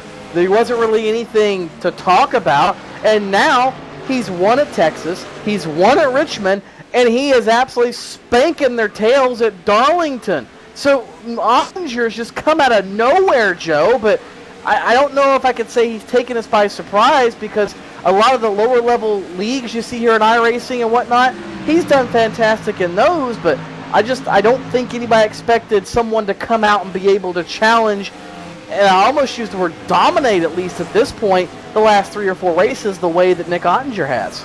And someone so young, too. I mean, you have to remember that Nick Ottinger is maybe 5 to 10 years junior to a lot of these drivers out here. In Kevin King's case, he's about 20 years Kevin King's junior. Ottinger, a strong run around here, has really come to show what he has, and he could very well be a challenger for the championship, especially if he continues to run so strong. If these last 2 races, and potentially this race, is any indication of what he's got for the rest of the season, Ottinger could be the one hoisting the trophy at championship weekend and picking up the check for $10,000 at the end of this season. 39 is there on the 91 once again. Josh Berry, Michael Johnson, and Byron Daly. That is 8th, 9th, and 10th place right now on lap 107 of 183. They are closing in as well on Brandon Cattell, who is now 1 lap down to the field. And in the free pass position, should we get a caution flag, Adam Gilliland would be next in line for the leader, who is probably about a half straightaway or so in front of Nick Ottinger. Berry, the 39 and the 93 all make the move on the lapped car, and they continue their battle for the spot. They will continue on. It seems like almost now we're back into that mode, Tim, where everybody's in not really conservation mode, but they are. It's more car conservation mode. Now, here comes Johnson. Underneath the number 91 of Barry, he'll dive it into turn number 3. Up the racetrack he'll go, and Barry will pretty much be forced to give him that spot. He'll think about coming back on the inside down the front straightaway. Cannot get the power down to make the run happen, Joe.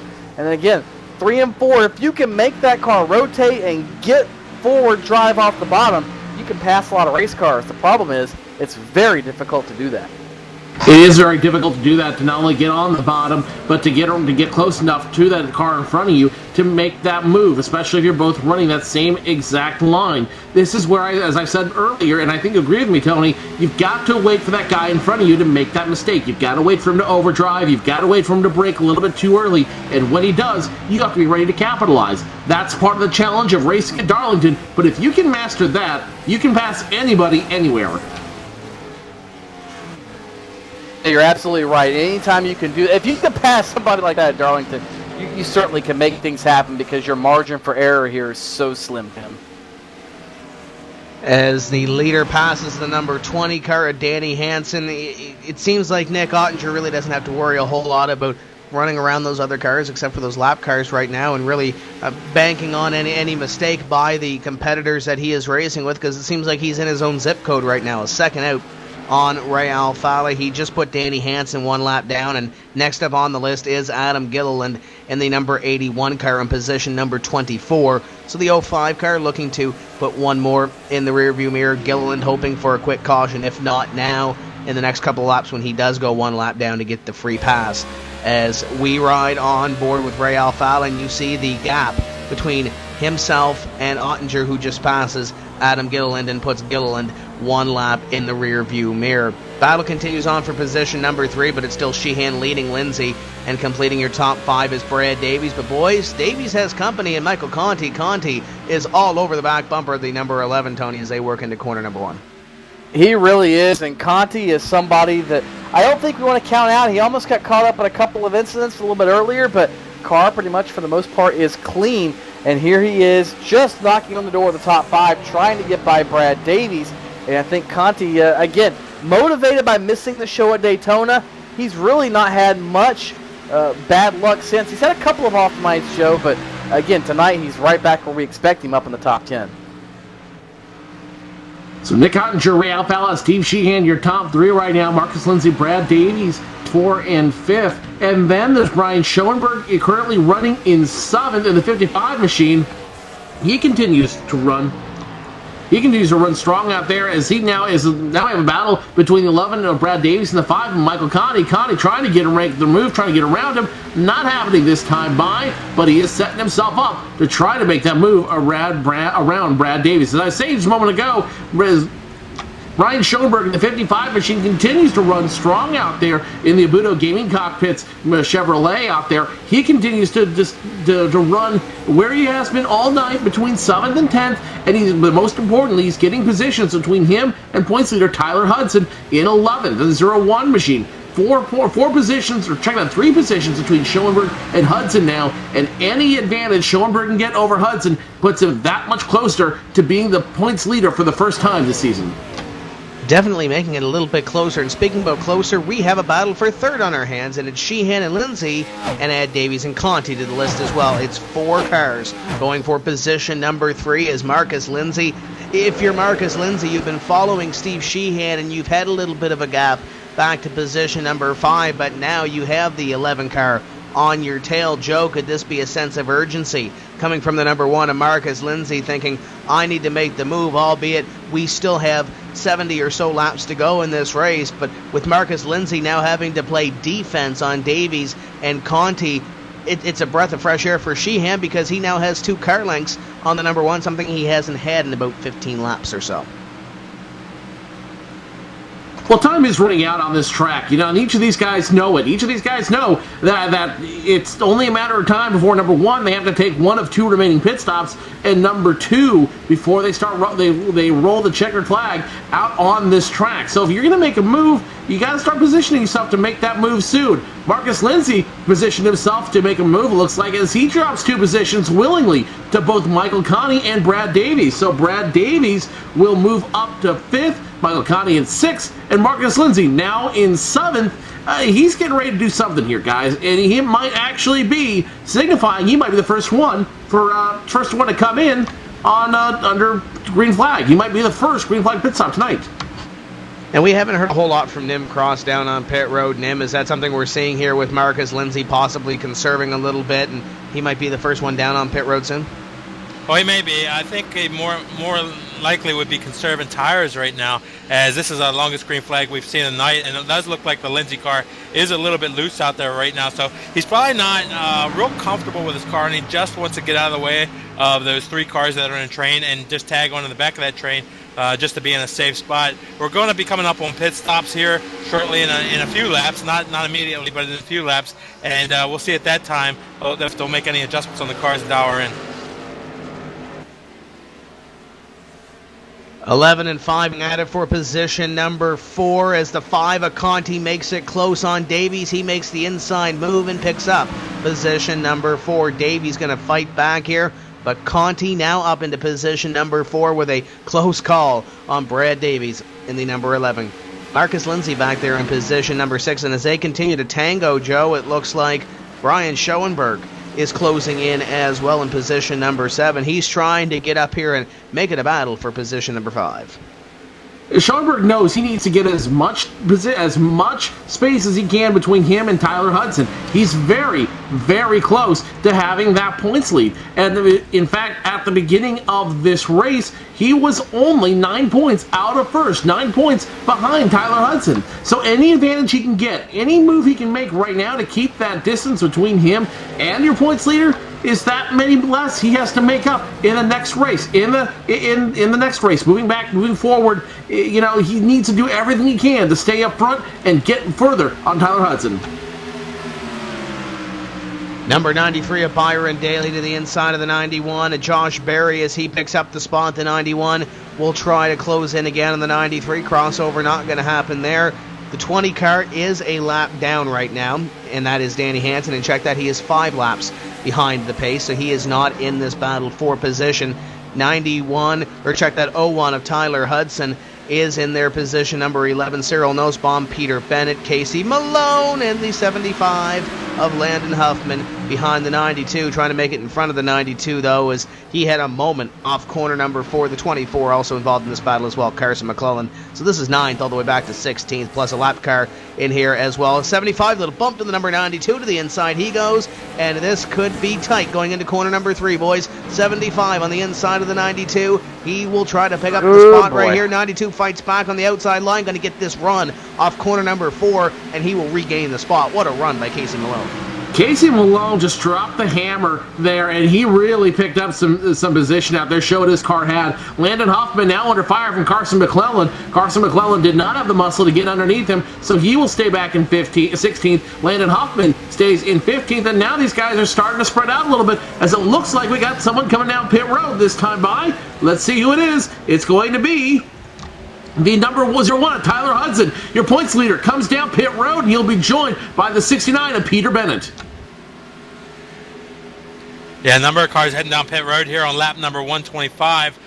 This will still stretch them. Maybe it's about halfway from on the stint to their green flag stops, but we got about 3 or 4 cars on pit road, and then we'll see wholesale pit stops here shortly. Ottinger continues to stay out on the racetrack, and now he has 1.7 seconds on Ray Alfala. Conti, Davies, Lindsay, top 5. They're all still on the racetrack. Looks like Davies has taken position number 3 back from Michael Conti on that exchange. Schoenberg, Johnson, Daly, Nussbaum, and Huffman are now your top 10, as a couple more drivers have made their way to pit road. Nim, you are about to be accompanied by Josh Berry. Yeah, Berry's crew heads his way down pit road. Everybody that's coming down pit road will be taking 4 tires and fuel. Looks like the 91 car overshot his stall just a little bit. That's Josh Berry, as the 01 car makes his way back out. Sheehan was down on pit road that time as well. The 05 of Ottinger puts the 89 of Harrison 1 lap down the 89 right now in position number 18.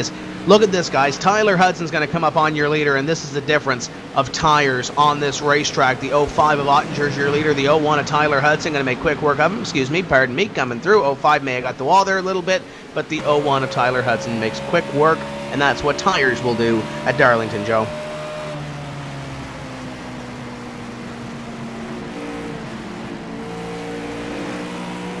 Nick Ottinger now coming down, the attention of his crew down pit road. Your leader now will relinquish that lead he's held all night, and he will come down to the attention of his pit crew. Nobody joining him yet, but Nim Cross, this is going to be check that. A lot of people coming in now. Marcus Lindsay coming in. Brad Davies will also come in. Nim Cross, this will be a critical pit stop for everybody involved. Yeah, critical pit stop. We'll see if anybody can make any changes that will allow them to attack Ottinger in this next stint. But Ray Alfala, your reigning champion, is now a leader, but Ottinger, his pit stall, as a number of cars hit their pit stall behind him.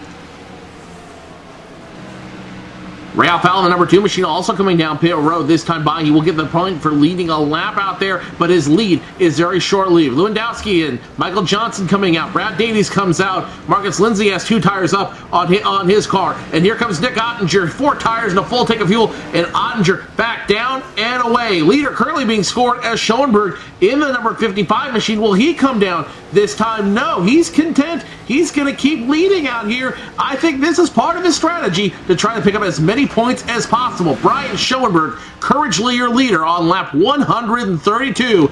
Time is running out, and Schoenberg doing everything he can to pick up points and walk away from the lady in black with a points lead. Brian Schoenberg now coming down onto pit road after leading those laps, getting that valuable 1 bonus point for staying out and leading a lap here at Darlington. Brandon Schmidt will try to take the lead position away if he does stay out for 1 more lap, I do believe. But it looks like Brian Schoenberg down on pit road, and he's got something important. He got that bonus point in his pocket. Yeah, Brian will pick up that bonus point. That is important as he's second points coming into this race and have a good race running in the top 10 all race long. He'll head down pit road. No doubt he'll get 4 tires and fuel, and he'll be on his way also. Brandon Schmidt now out on the racetrack, and he is scored as your leader. The Lastro Motorsports number 3, Tony, was involved in some action a little bit earlier on, but now he is up in front of the field, and he's going to get that extra bonus point. Looks like he's going to stay north of the pit road entry this time. He'll complete 133 on track, 50 to go. Yeah, and that might be good for now, Tim, but it could end up spelling disaster. We've seen short pitting not work out so great. And look at him. He's up the racetrack. He's in the wall in turn number 2, trying to get out of the way of Marcus Lindsay and Brandon Cattell. And immediately, yes, here he comes, Schmidt down. Well, no, I thought he was coming to the attention of the crew, but apparently not. He is going to try to hold out, it looks like, Joe, for a yellow flag. It might happen, but I really don't see it coming anytime soon.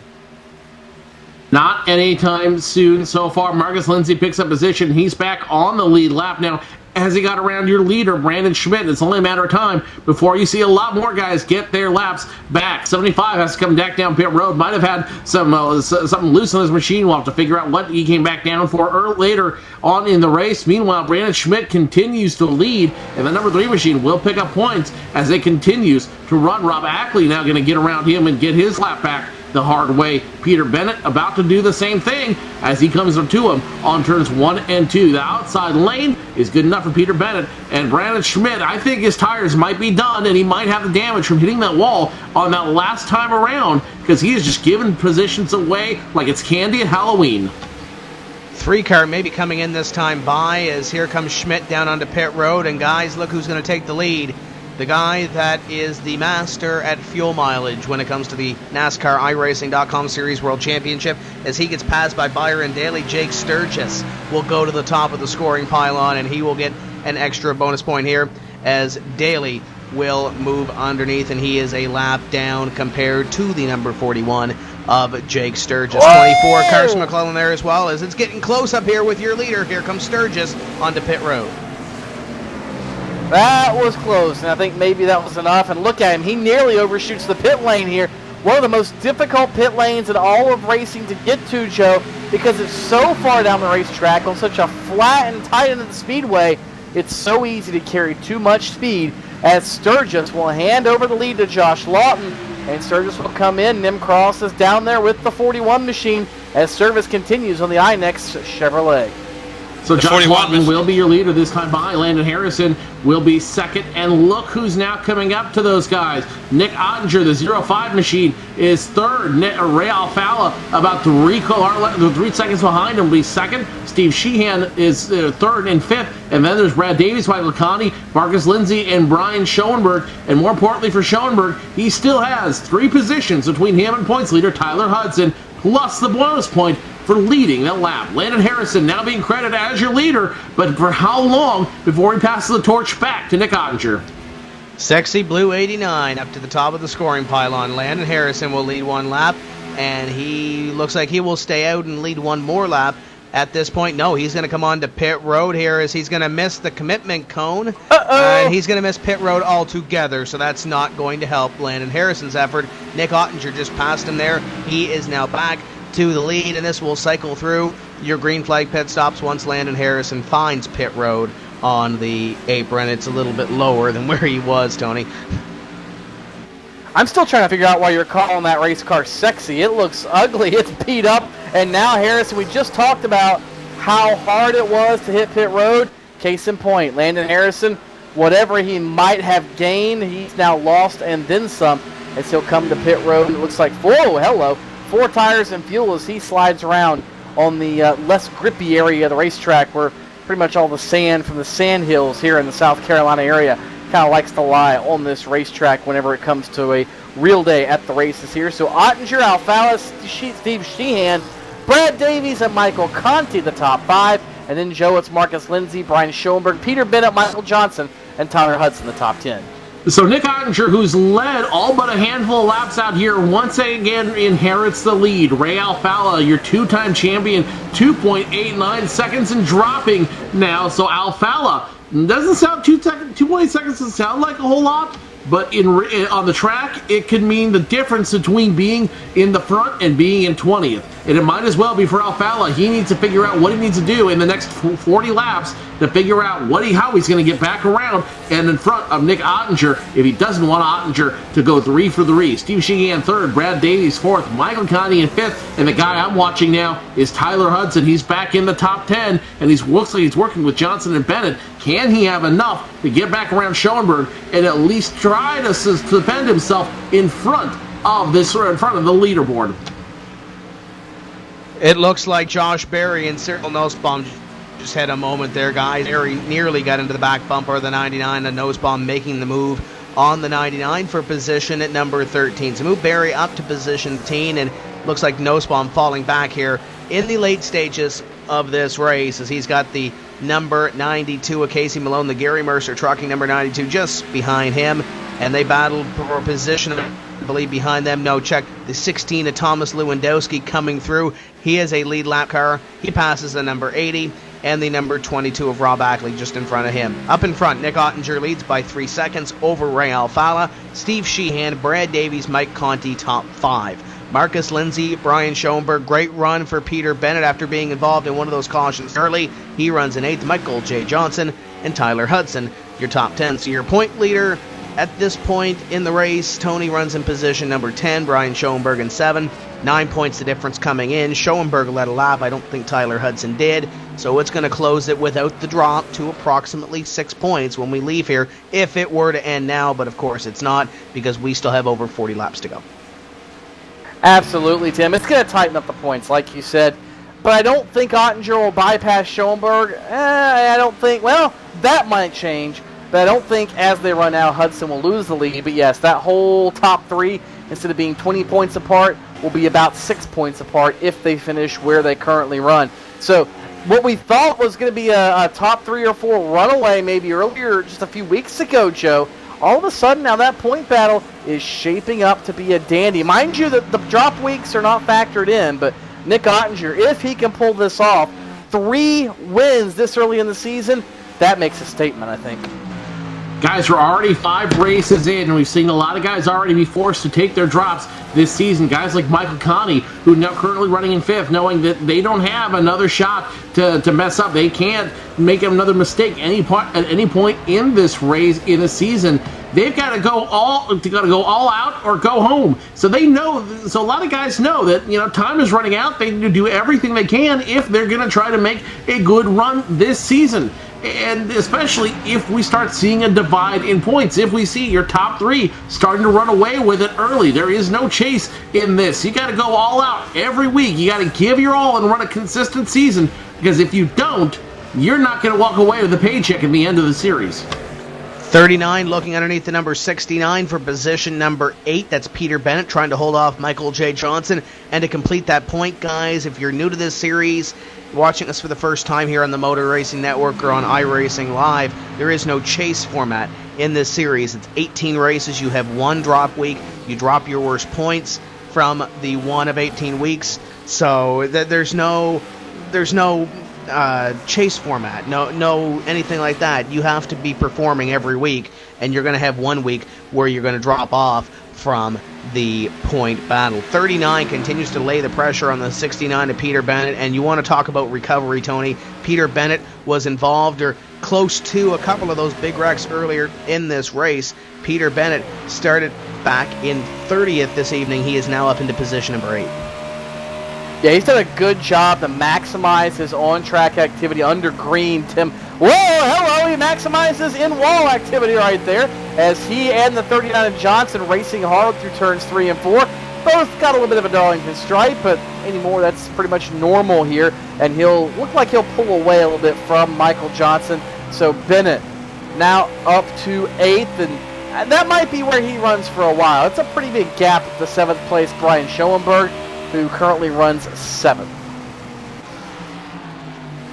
Lap 152 currently being scored right now. Ottinger, Alfalla, Sheehan continue to run top 3, and what surprises me here, what really fascinates me, is that Ottinger and Alfalla continue to run about the same time away. They're still about 3 seconds away from each other, plus or minus. So Nick Ottinger and Alfalla continue to have that same gap between them. That means they're about running the same speed.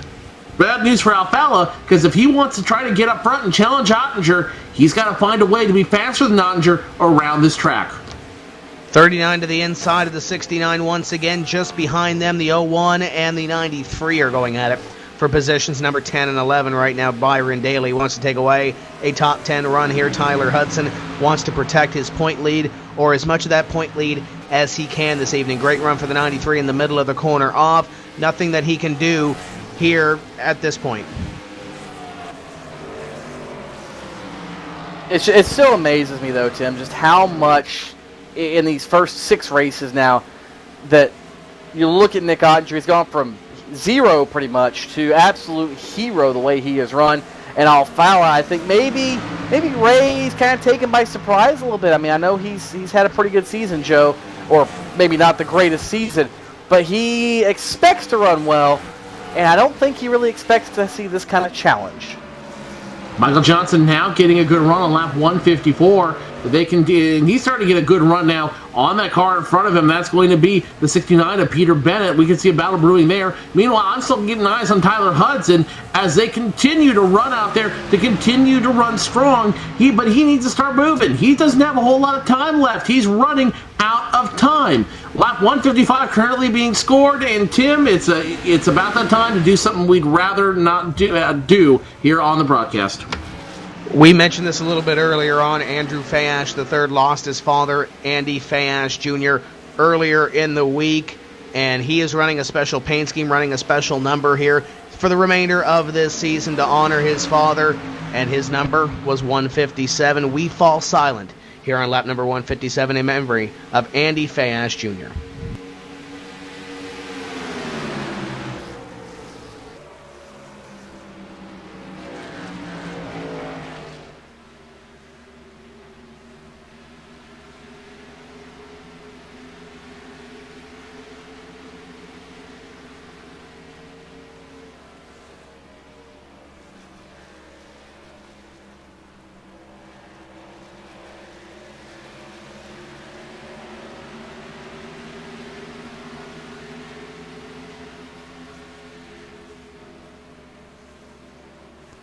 So the 157 of Andrew Fayash III right now, guys, not the run that he wants this evening. He's running in position number 20 as Nick Ottinger once again has a moment. He is getting mighty close, not only to the wall, Tony, but to some other drivers. He's making this lap traffic, I don't want to say really nervous, but he came up on Brandon Cattell in the number 80 car and nearly ran into him, caught him at the wrong place, but he's got a 3-second lead. He can be a little more cautious, I guess, around some of this lap traffic. He's acting like it's the last lap, and he's battling for the lead for somebody. Oh, absolutely, Tim. I mean, he might not be making the traffic nervous, but he's making us nervous up here because we see all these moves he's making. Look at him just right there on the ragged edge as he's just inches off that outside safer barrier. A minute ago out of turn number 2, he had the thing sideways enough you could read the door numbers in our camera position. Just, there is no let up in Nick Ottinger right now, and that ream machine is going forward, the Gale Force Racing bunch, and there he does it again, sliding off turn number 2. Ottinger, I don't know if that's a good thing, Joe. I mean, usually you want to drive him as straight as you can. especially at a place like Darlington where tire wear is so critical. Tire wear is incredibly critical out here, as well as fuel mileage on these cars. Now, he doesn't have a whole lot to worry about. He is 3 seconds up, but if it were me, I would absolutely be cautious. I'd be driving that 05 like it's a teacup on wheels, because one mistake, one lapse in thought, one error in judgment, or a little too much hubris, and guess what? I'm in the wall. I got a big Darlington stripe, and that 3.2 second lead I had over Ray Alfala a minute ago just got cut down to 1 second, then gets cut down to 0.8, then gets down to 0.6, and so on and so forth. Before it's a matter of time where your 3 second lead gets cut down and back to a battle for the lead. 3.2 seconds between your top two right now. Ray Alfala actually has 2 seconds on Steve Sheehan. Brad Davies and Mike Conti, your top 5, as Brad Davies has a little wiggle in the middle of 1 and 2. Conti closes back in once again on the 11. That is your battle for what is, I guess, 3rd, 4th, and 5th, Tony, as Steve Sheehan is just in front of this battle for position. And give a call out to Brad Davies after having a couple of rough runs this season. He's had a couple of seasons that really to forget in this number 11. Barely squeaked into this series through the top 25 last year in 2012 for the NASCAR iRacing.com Series World Championship.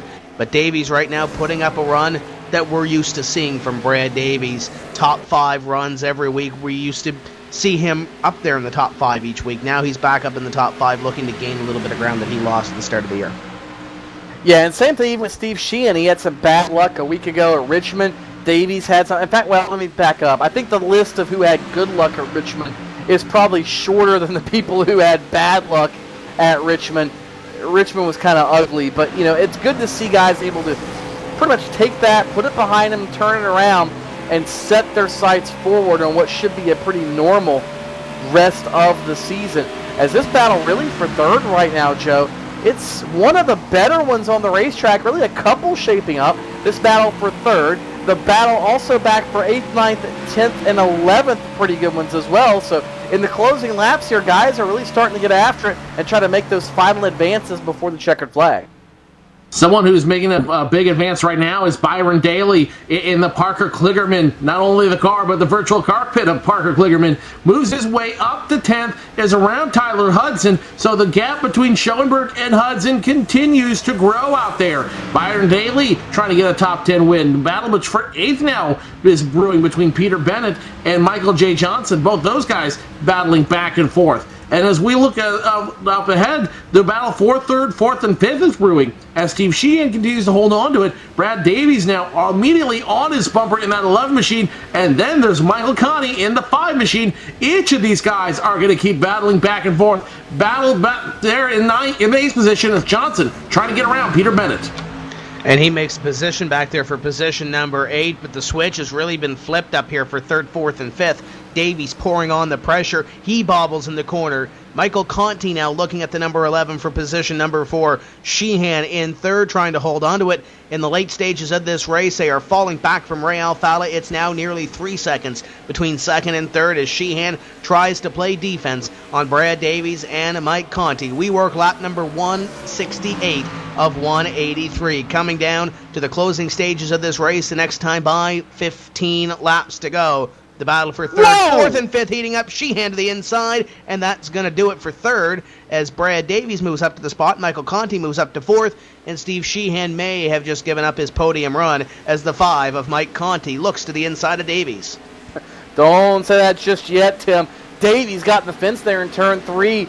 Rubbed a little bit more paint off the 11, and he is starting to kick it sideways right now, trying to soldier home for a solid finish. And even a top 5 would be good for these guys, but they're racers. They want to get by the guy in front of them, and I think Sheehan might have finally found that line on his Chevrolet, and now he's going to try to stay as close to it as he can without crossing it. Conti and Davies doing the same, and these guys, while they were all over each other's bumpers about 2 laps ago, Joe, right now they're all over the lady in black, and that's not meant as a good thing.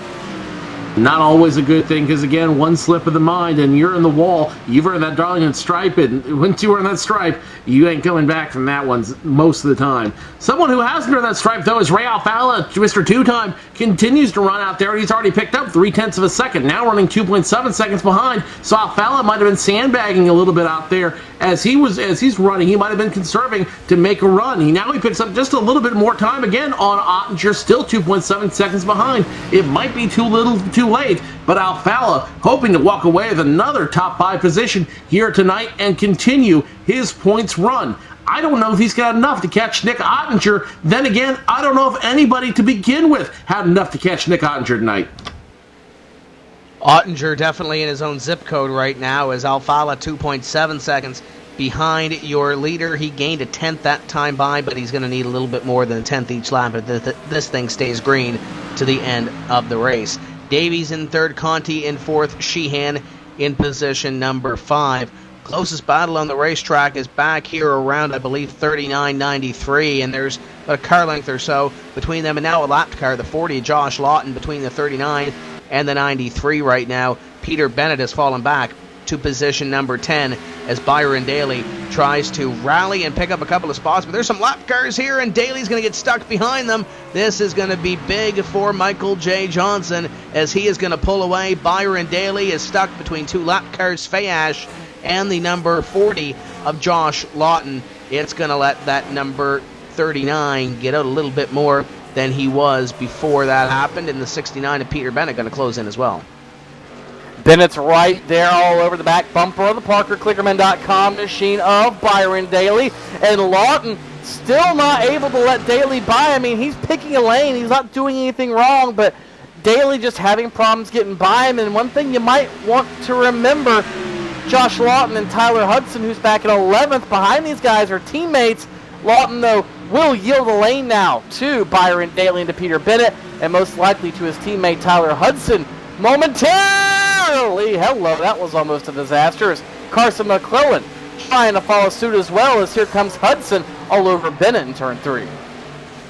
Hudson continues to run out there, but it might be too little too late as Hudson continues to run. Now he's in front. Now got in front of him, Peter Bennett in the 69 machine, a car length between them. And for Tyler Hudson, now it's not about the points lead so much as it is salvaging this finish, getting back in the top 10, and doing everything he can to mitigate the difference between Tyler Hudson and Brian Schoenberg. Now five positions between those two drivers. We very well could see a change tonight. As a result, time is running out. 9 laps left to go. This time 8 when they cross the line. Nick Ottinger, Ray Alfala have pretty much solidified first and second, barring anything crazy happening. So now the battles for the rest of the positions on the track, starting with 3rd, 4th, and 5th.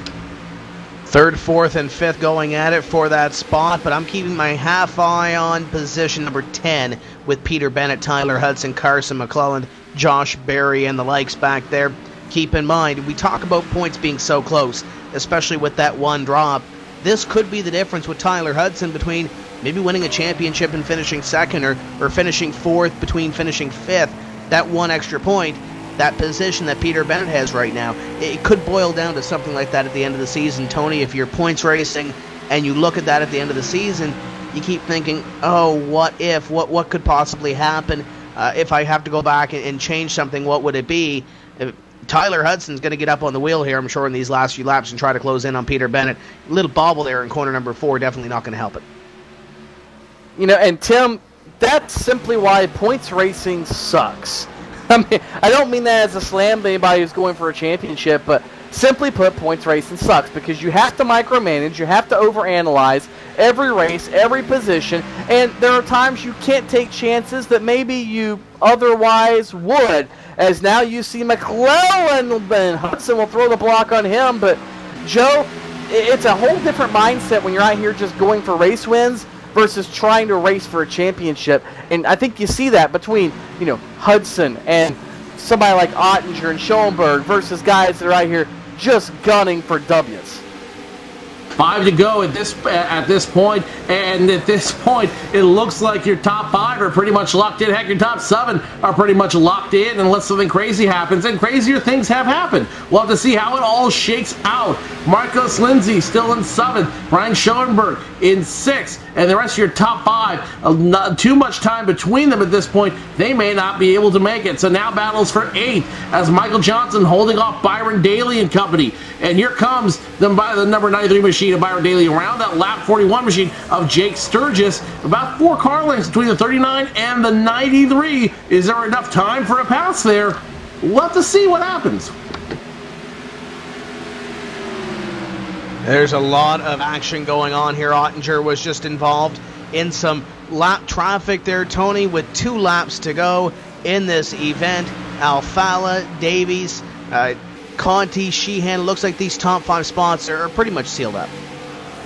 If you can keep it between the walls and between the lines and keep it pointed straight, you're going to have yourself a good finish. Ray Alfala has closed within a second and a half of Nick Ottinger, but unless Ottinger just has a major meltdown, this looks like it is going to be his race to win. Off of turn 4 for the penultimate time, white flag is in the air for Catawba County, North Carolina's Nick Ottinger, as he will work his way through turns 3 and 4, through turns 1 and 2 down the back straightaway for the final time, Joe.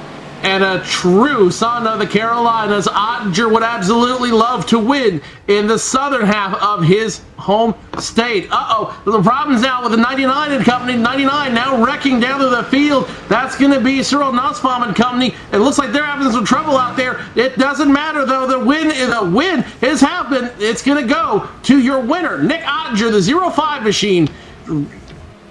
Scored your winner here. Ray Alfala second, Brad Davies third, Michael Conti fourth, and Steve Sheehan rounds out your top 5 here at Darlington. Too tough to tame, not for Nick Ottinger, who virtually led every green flag lap. What a finish to that one. Ottinger dominating. We might have some post-race fireworks though between Cyril Nussbaum and Carson McClellan-Nim. I'm not sure if you saw that coming down to the last lap and a half or so. But those guys swapped more paint than I think we've seen at a couple of our short tracks this year. Yeah, they were all over each other, especially coming through 3 and 4. Cyril was trying to stay up on the high side, the 24 car down low. I'm not sure. It's hard to place blame on that, but they were racing hard. Coming off of corner number 4, and Cyril got in the wall pretty good. They both kept it straight, though. Nick Ottinger celebrates on the front straightaway. The Rheem Chevrolet, 3-time winner this season.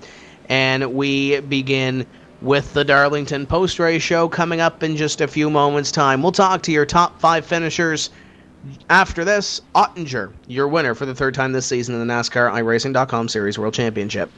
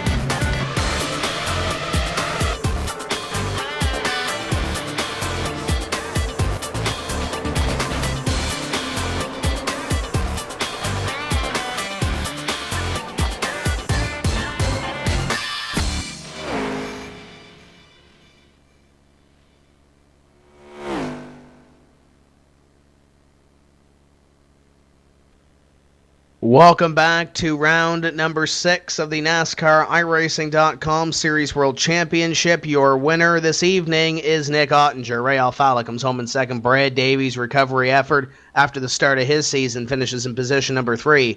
Michael Conti and Steve Sheehan, your top 5. And we're going to go down to Nim Cross and Victory Lane with the driver of the 05 Ream Chevrolet in a dominant performance.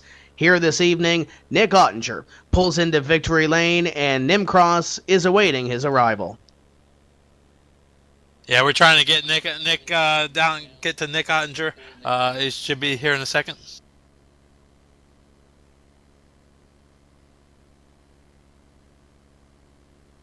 And we're down here with Nick Ottinger through security now, and he is out of his car in Victory Lane.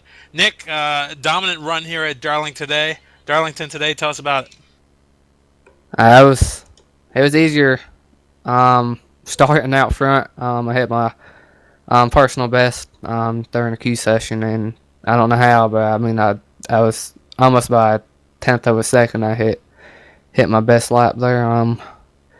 I have to tell you, that race was fun. I can't believe we had that long of a run, but I mean we had such a strong car that I just had to keep taking care of it. And I grazed the wall coming off 4 one time, and it bent the toe just a hair, and then I started bottoming out a little bit. So all in all, I think it was a great run. I'm glad it went our way again this week, and I can't be more proud of our team.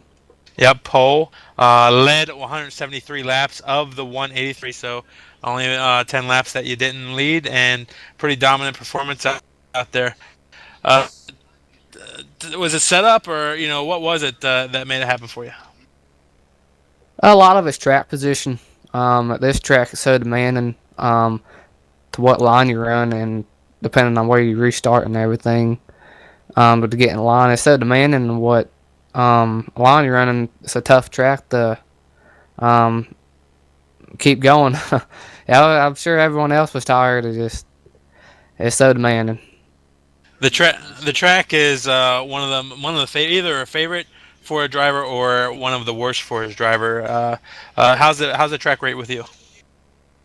Oh, with me, and I'm sure it's sure with a lot of my teammates, it's pretty unique. I like it. It's one of my favorites to go to, and I always run well there. It's so unique and so tough just to get around the place, and you got to be right on the edge of that track. And I'm glad we came home with the win. Well, this will do you well for the championship here. Move you up close to Schoenberg. We haven't got the unofficial results in yet, but looking good for the championship. Charlotte coming up in 2 weeks. Tell us about your prospects there. Charlotte, we've always ran good at Charlotte, and I think we actually, in the Pro Series, we won, and back in the last DOC season, we won as well. So we got high hopes of repeating there and maybe going for 4 straight. Yeah, pretty dominant performance so far this year. Tell us who's making it happen for you.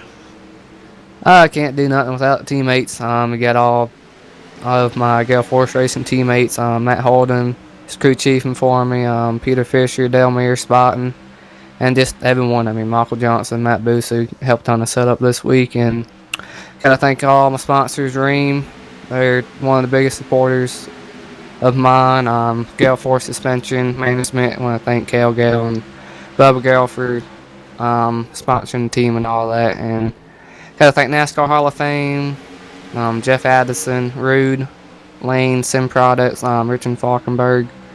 I got a couple new sponsors as well coming on board this season. Got a Celebration Wear from Josh Reeves and More Pacific.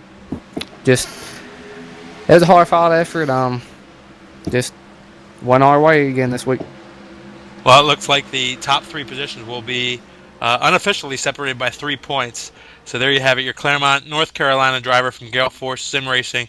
That's Nick Ottinger, your winner here and pole sitter at Darlington in the NASCAR iRacing.com Series World Championship. We're going to throw it up to Joe Cortez, who had your second place finisher, Ray Alfala. Ray Alfalla starts second on the field, finishes second on the field, and Ray, after tonight, I think it looks like second place was all you guys had. If you had a little more time, would we be looking at a different leader on top of the scoring pile tonight? Maybe. I think Nick said he hit the wall a little bit and broke his toe, so maybe. But I mean, the race is plenty long enough, so if I couldn't get there by 183 laps, I don't know what to say, but. It was a struggle. We were struggling all week, and then the guys at J-Show really bailed us out, so thanks a lot to them. And yeah, just started second. Had, again, very bad pit stops. You know, would be nice to get lucky once in a while and troll away a lead, you know, and something like that. But, you know, even the green flag stop was slow, so, you know, it's okay, and I'll take second. And that was a hell of a race. The cars seem to be running incredibly well all night. That Pro Geek Ford Fusion just seems to be running real well for you, real solid in second place all night. When you guys start setting up this car, how did you set it up? Was it for the long run? And was it with the idea of, hey, let's get a solid finish here. If we can challenge for the lead, let's do it. Otherwise, let's just be happy to run solidly. What were you guys thinking when you set up the car? Well, I mean, the lower you run, the faster you go, but the more it bottoms out. So you have to find a nice balance between not bottoming out too much and going fast. If you race the car up, it loses downforce and you lose. So you have to fight that pretty much every week. And Darlington is specifically temperamental in that sense, especially turn one. There's a big bump there, and just the way the track is. And I didn't really know what I had into the race, so. I mean, it was a pretty uneventful race for a Darlington race. I pretty much just started second, and I had a battle with Steve for second on one restart, and that was about it. You hit on something there a moment ago. That's how temperamental this track is. They call her the Lady in Black for a reason, and I won't repeat the comments you put on Facebook earlier today, but it really is a very temperamental track through and through. How hard was the racing when you're in the middle of it, and compare the racing in 1 and 2 versus the racing in 3 and 4? Yeah, she's a dirty girl. Well, 1 and 2 is completely different from 3 and 4. 1 and 2 is just you go in there on the bottom, and then you have to slide it back up, or else you won't make turn 2. And then 3 and 4, run as close to the wall as you can without hitting the wall. And I mean, basically, the time is made here, being as close as you can to the wall without hitting it. And I'm kind of proud to say that I never hit the wall tonight at all. Maybe I should have, I don't know, but I did not hit the wall at all. So, kind of proud of that. Coming out of tonight's race, current unofficial standings have you in 5th. What's on your mind now? Is it time to start talking about the three-peat? Oh, maybe. I mean, Nick's winning every week, so we'll start with him not winning 4 or 5 in a row. What are we looking forward to in Charlotte? Well, we're probably going to have the All-Star race next week, so that's going to be a fun little cool event for us. And and then the 300 in 2 weeks, which is our longest race. This is pretty much our second longest race, and then followed by our longest race. So it should be a good time. Ray, who makes it work for you guys? Well, I got a lot of people to thank. Pro Geek Consulting, of course, iRacing Brazil, Gary Mercer Trucking, also DisabledRacers.com. Also got to thank the eye holder for holding up my phone. Tim's Corner, Hick and Jix, and JDR Graphics. Also got to thank Harrison Whitelitz and Brian Blackford for Spotter Crew Chief combo there. And like I said earlier, the guys at J-Show bailed us out big time this week with setup help. And also thoughts go out to Andrew Fayash. I know he's dealing with passing of his dad this week, so thoughts to him. And we'll head out to Charlotte and have a good time. Real quick, Ray, tonight I want to make light of the fact that that I noticed our broadcast was broadcast in Portuguese in Brazil tonight. Are you putting up on Portuguese yet? No. I mean, I speak Spanish, which is similar to Portuguese, but I only understand maybe like 20% of the words. But iRacing Brazil is a sponsor of mine, and that's awesome that they're giving more exposure to the series. I've heard NASCAR in general is growing a lot in Brazil and South America, so that's pretty awesome. Ray Alfalla finishes second tonight, hopefully currently 5th in points when all the dust settles. Ray, good luck to you. We'll see you at the All-Star race. Thank you. Tony Stevens is caught up with our 3rd place finisher, Brad Davies. Certainly have caught up Brad Davies. And Brad, I think maybe this is a good thing for you. First top 5 of the season. How does it feel to actually have the entire race finally come together for you? Yeah, it feels pretty good, actually. I think this is the first race since probably Las Vegas that I haven't been involved in some sort of altercation on the track. It came home pretty clean tonight. I was actually expecting a lot of damage, being that it was just Darlington and everybody gets up into the wall and into other cars. I was expecting to bring home a piece of junk, actually, but managed to get through all the wrecks. Had one close call early on in the race, but got through that and just had a really good race from there. You talk about that close. Walk us through it again. What exactly happened and how'd you get through it? Well, the guys in front of me were, I think I was in about 7th or 8th, and they were running real close together off of turn 2, and I didn't see exactly what happened. But somebody got into somebody, and the track was blocked, and I got hard on the brakes, and somebody came down across my nose, and I thought I was going to miss him, but I just barely touched him, and my nose crinkled, and I thought that was kind of excessive damage for how lightly, I touched them. But I had some guys look at the car and tell me what kind of damage it looked like, and they told me that the splitter was crinkled up front, and I was like, man, that's probably the worst thing that could happen. But I got into pit road, and my crew got me fixed up in just a few seconds, and I was back on the track, and it didn't even really feel like it affected the handling, so I think I got pretty lucky there. Sometimes it's better to be lucky than good, of course. Yeah, take me through. And now I've completely lost my train of thought. They got guys over here doing all kinds of crazy things, but nonetheless, you had that solid run, and you got through all that damage and the things you thought maybe that were going to be the end of you. How hard was it though tonight to run a race against the racetrack versus all the guys around you? Well, I mean, I love it. I prefer running, tracks that are a little more difficult to drive, where you have to focus on the track and not so much, racing the other people. I think it allows the field to get spread out more. You see more passing. There's more mistakes made, which enables more passing, and I think it's a lot more fun for you guys to watch in the broadcast as well. So it was definitely a lot of fun out there. Who all makes it happen for you, Brad? I know it's been a while since we've had you, it seems like, in one of these post-race interviews, and I know it feels good for you to be back, but who does make it happen for the 11 bunch?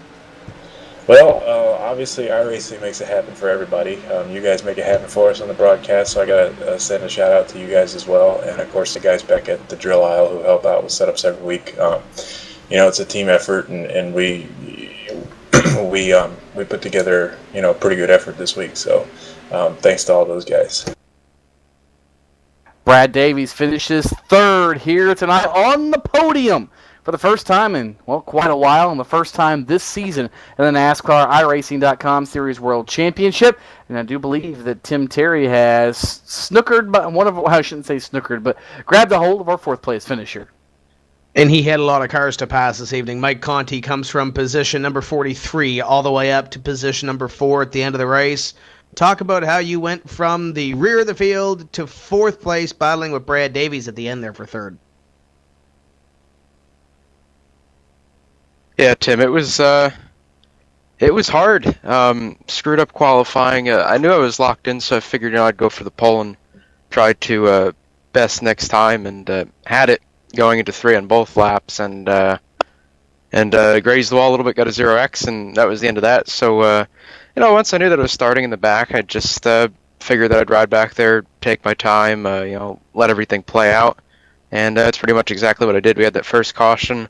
There was a huge wreck in the backstretch. I couldn't see it until I got off at 2, and luckily everybody scattered the right way, and there was nobody directly in front of me because I was locking it up trying to stop, and didn't hit anything. Nobody hit me, so that was good. We got to the second wreck where I think Gilland and Rich got together into 3, and I was just, again, locking up the brakes trying to stop, and again, luckily they were on both sides of me wrecking, but somehow they just left me enough room to get through, and after I got through that, it was pretty clean from there on out. Was back between 9th and 11th for most of the race, and on one of the longer runs, things started to really pick up and passed a couple cars. Got a little bit of track position, and eventually through green flag pit stops in the middle of that monster run that we had, which was pretty cool. came back out, I think 5th. And then Steve was nice enough to let myself and Brad go by, so that was another position for 4th. But we had a great car. Had a great base to work from Malik Ray. He helped us out this week, so we can't thank him enough for that. Myself, Danny Hansen, Brian made the qualifying setup. Myself and Danny really worked away on that on the base that Malik gave us, and it was pretty good. I think we were, second best to Ottinger as far as the car went. I mean, he was on rails tonight. He's been on rails the last couple weeks, so he's really starting to stink up the show. But all the better to him. Those guys work really hard over there, and it's starting to show up or starting to pay off. And he's up there in the points, so it's good for Nick. I've raced with him a long time, so it's good to see him do well. But we're gonna keep going strong at Jay's show. We're gonna have to try to get Danny to finish one of these things, and we'll go to Charlotte next week, or go to Charlotte for the All-Star race this upcoming Tuesday, and I hope we get a good piece for there. The All-Star race coming up next week, but let's talk about points first of all. Unofficially, 8th in points, 39 points behind Tyler Hudson going into 2 weeks' time at the 300. How big are you thinking points, and have you set yourself a goal with missing the first race of the season where you want to finish in the standings at the end of this 18-race season?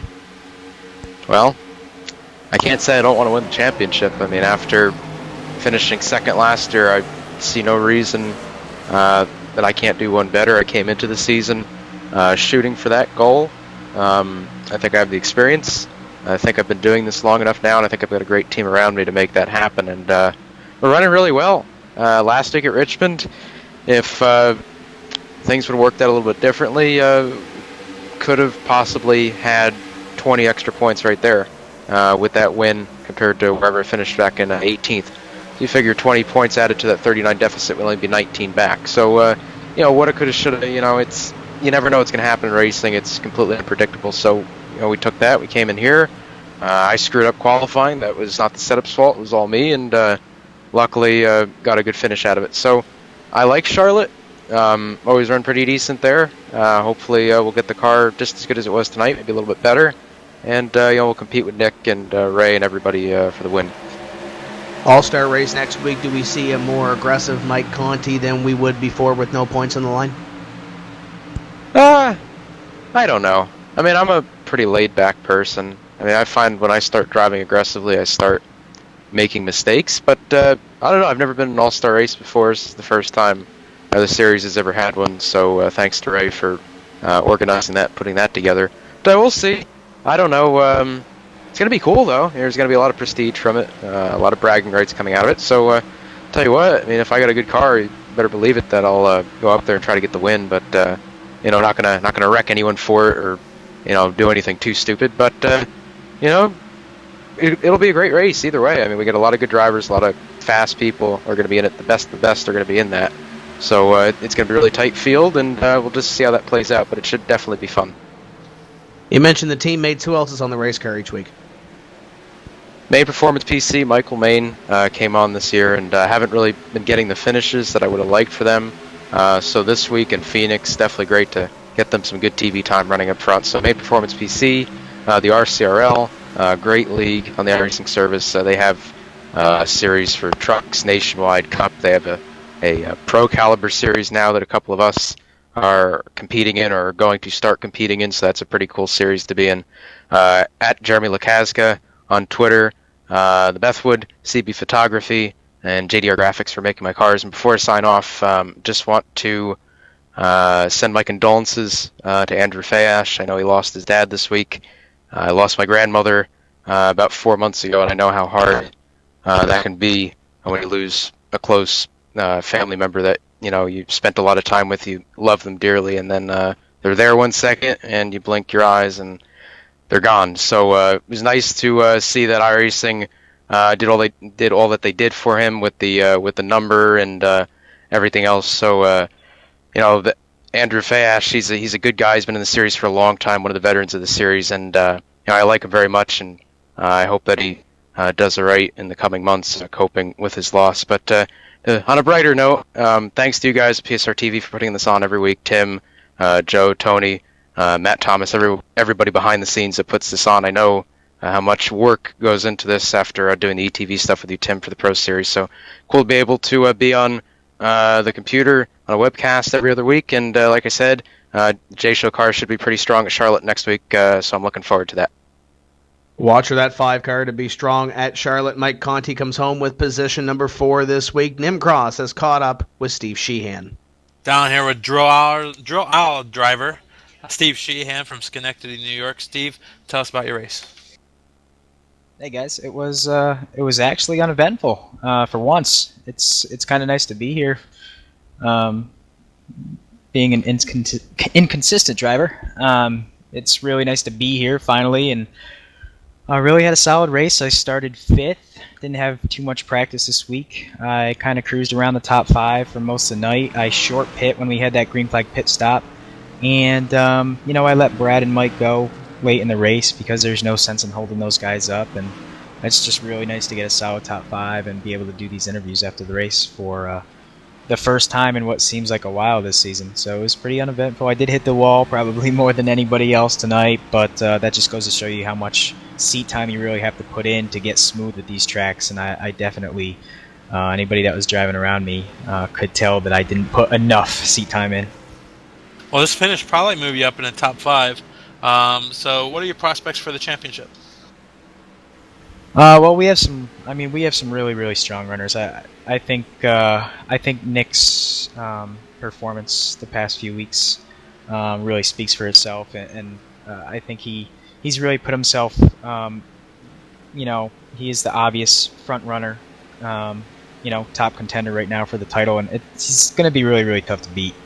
I mean, I've had winning cars all season, but tonight the only reason why Nick was there all night is because he qualified up front. He's been this strong every week. He just hasn't gotten the starts that he should.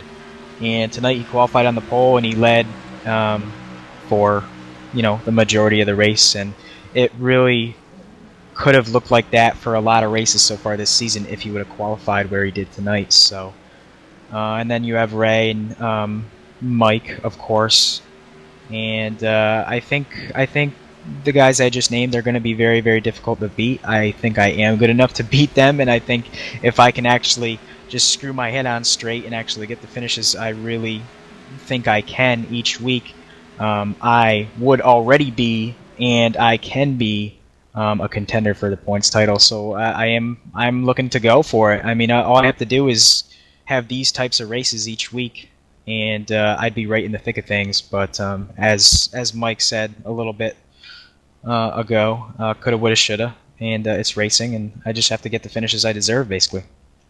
All right, Steve, tell us who makes it happen for you.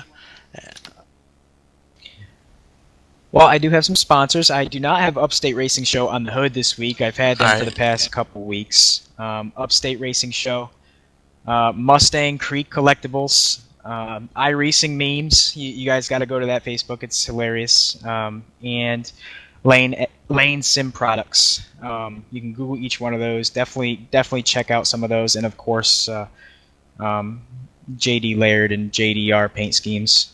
Got to thank those guys, and of course my team. Everyone knows who that is by now. And thank you guys for putting this on. And I also do have to give a shout out to our friend Andrew, who's actually going to do an interview here right after me. So I want to hop out and give him the time that he deserves. And obviously we're all here for you, Andrew. And have a lot of respect. You're a good kid. So I'm looking forward to the story you're about to share. And, everybody's thinking about you. Thanks, guys. There you have it. Steve Sheehan brings her home 5th in the NASCAR iRacing.com Series World Championship. We're going to throw it up to Joe Cortez. Standing here with a very courageous Andrew Fayash III, and Andrew, first and foremost, let me express all of our condolences from everyone here at the PSR TV family on your loss. Been following you a lot on Facebook this week, and we really understand that it's a big loss for you and your family. And you certainly have all of our condolences, Andrew. I appreciate it, Joe. First and foremost, I want to thank all you guys tonight and all my teammates on Galaxy Motorsports for hooking me up with the car number. Doing the silent lap. It was really awesome, you guys. My teammates not only working their butts off on a setup when I wasn't even sure if I was going to be running, but painting me up a car last minute. Heck, I was gonna just reserve the number 57 and paint the 1 on it, and then Shannon told me he's like you do a 3-digit number on here. I'm like, really? You guys still have that? I didn't realize it was still in the code. So, I mean, that was cool. And I'm pretty much gonna run that the rest of the season probably. But I wanted to share a story with you guys that has to do with with iRacing and him. I thought you guys would appreciate it. Also, I must say this. How much support everybody's given me. I got to thank everybody for all the support, the prayers, everything. Every little message helps, and it shows how tight the racing community is, and the sim racing community is. It's just awesome to be a part of it. And I mean, as much as I wanted to give it up a few days ago, I don't want to give it up for sure now. But yeah, back my first year in pro, I think we were running Homestead. It was either my first week in pro or like the last week of A class or something like that. And I'm in my room. I was living with my dad at the time, and I was in my room testing for Homestead and just struggling. And I mean, you guys, if you look back at the past few years, that's my worst track, or well, not my worst, but it's one of my worst tracks. And I like driving there, but I'm just slow.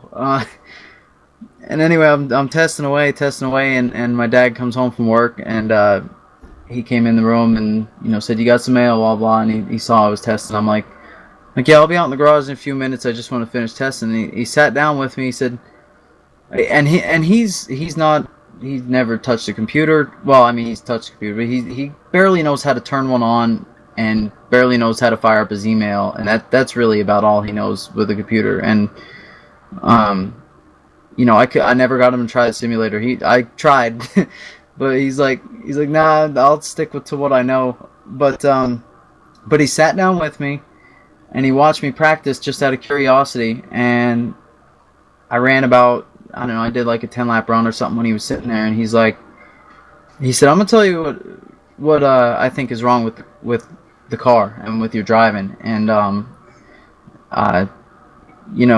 he said, you look like you're tight in here. You got this going on in the middle. You're loose out a little bit.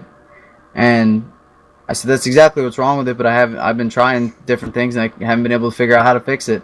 So he sits there and he's like, well, first of all, you could try. He's like, I don't know what all you can adjust on these cars. But if I had to guess, I would say first try this for the entry. Then I want you to try this. And he listed off like 5 different options for me to try. And I hopped out to the garage. I tried the first change. That helped a bit. I tried the second change to help the exit, and the car was perfect. I didn't even have to try the rest of the 3. And my next run out, I was literally, and I'm not even making this up, from before he helped me, for a whole 10 laps, and then just give me advice, to that next run, I literally was 2.5 tenths faster, and not just on the hot lap, but every lap. It was the biggest difference, and I thought you guys would appreciate that story, and it kind of gives a nod to iRacing, considering my dad never even touched the simulator, and just his real world knowledge was able to be passed on to the sim so easily. But yeah, that's all I got to say. Thanks again, everyone. Really do appreciate it. Certainly a very touching story, and it just shows the trans-generational power of racing, how it really is truly a sport passed down from generation to generation. Andrew Fayash III being very courageous tonight, running the 157 for the rest of the season. Andrew, again, on behalf of everyone here at PSR TV, our deepest condolences to you and your family. Thank you. Tim Terry. A great race here this evening at the Darlington Raceway. Nick Ottinger dominates and leads 173 laps to the finish of this one. Congratulations to the 05 team on their 3rd win of the season. They'll try again for win number 4 in 2 weeks' time at Charlotte during the 300-mile event. That's going to do it for us here on PSR TV, iRacing Live, and the Motor Racing Network. Be sure to head over to wcs.iracing.com for all your action on the World Championship Series for the NASCAR iRacing.com Series World Championship. For the entire crew here at PSR TV, Joe Cortez, Tony Stevens, Nim Cross, Ian Bushing, Matt Racing, Good Thomas, Zach Stanko, Paul Johnson, Chuck Johnson, everybody else at him, Ilka Halpala, I'm sure I'm missing a couple of names. My name is Tim Terry, saying we'll see you in 2 weeks' time when we say let's go racing from the Charlotte Motor Speedway. Keep the hammer down, and we'll see you at the track.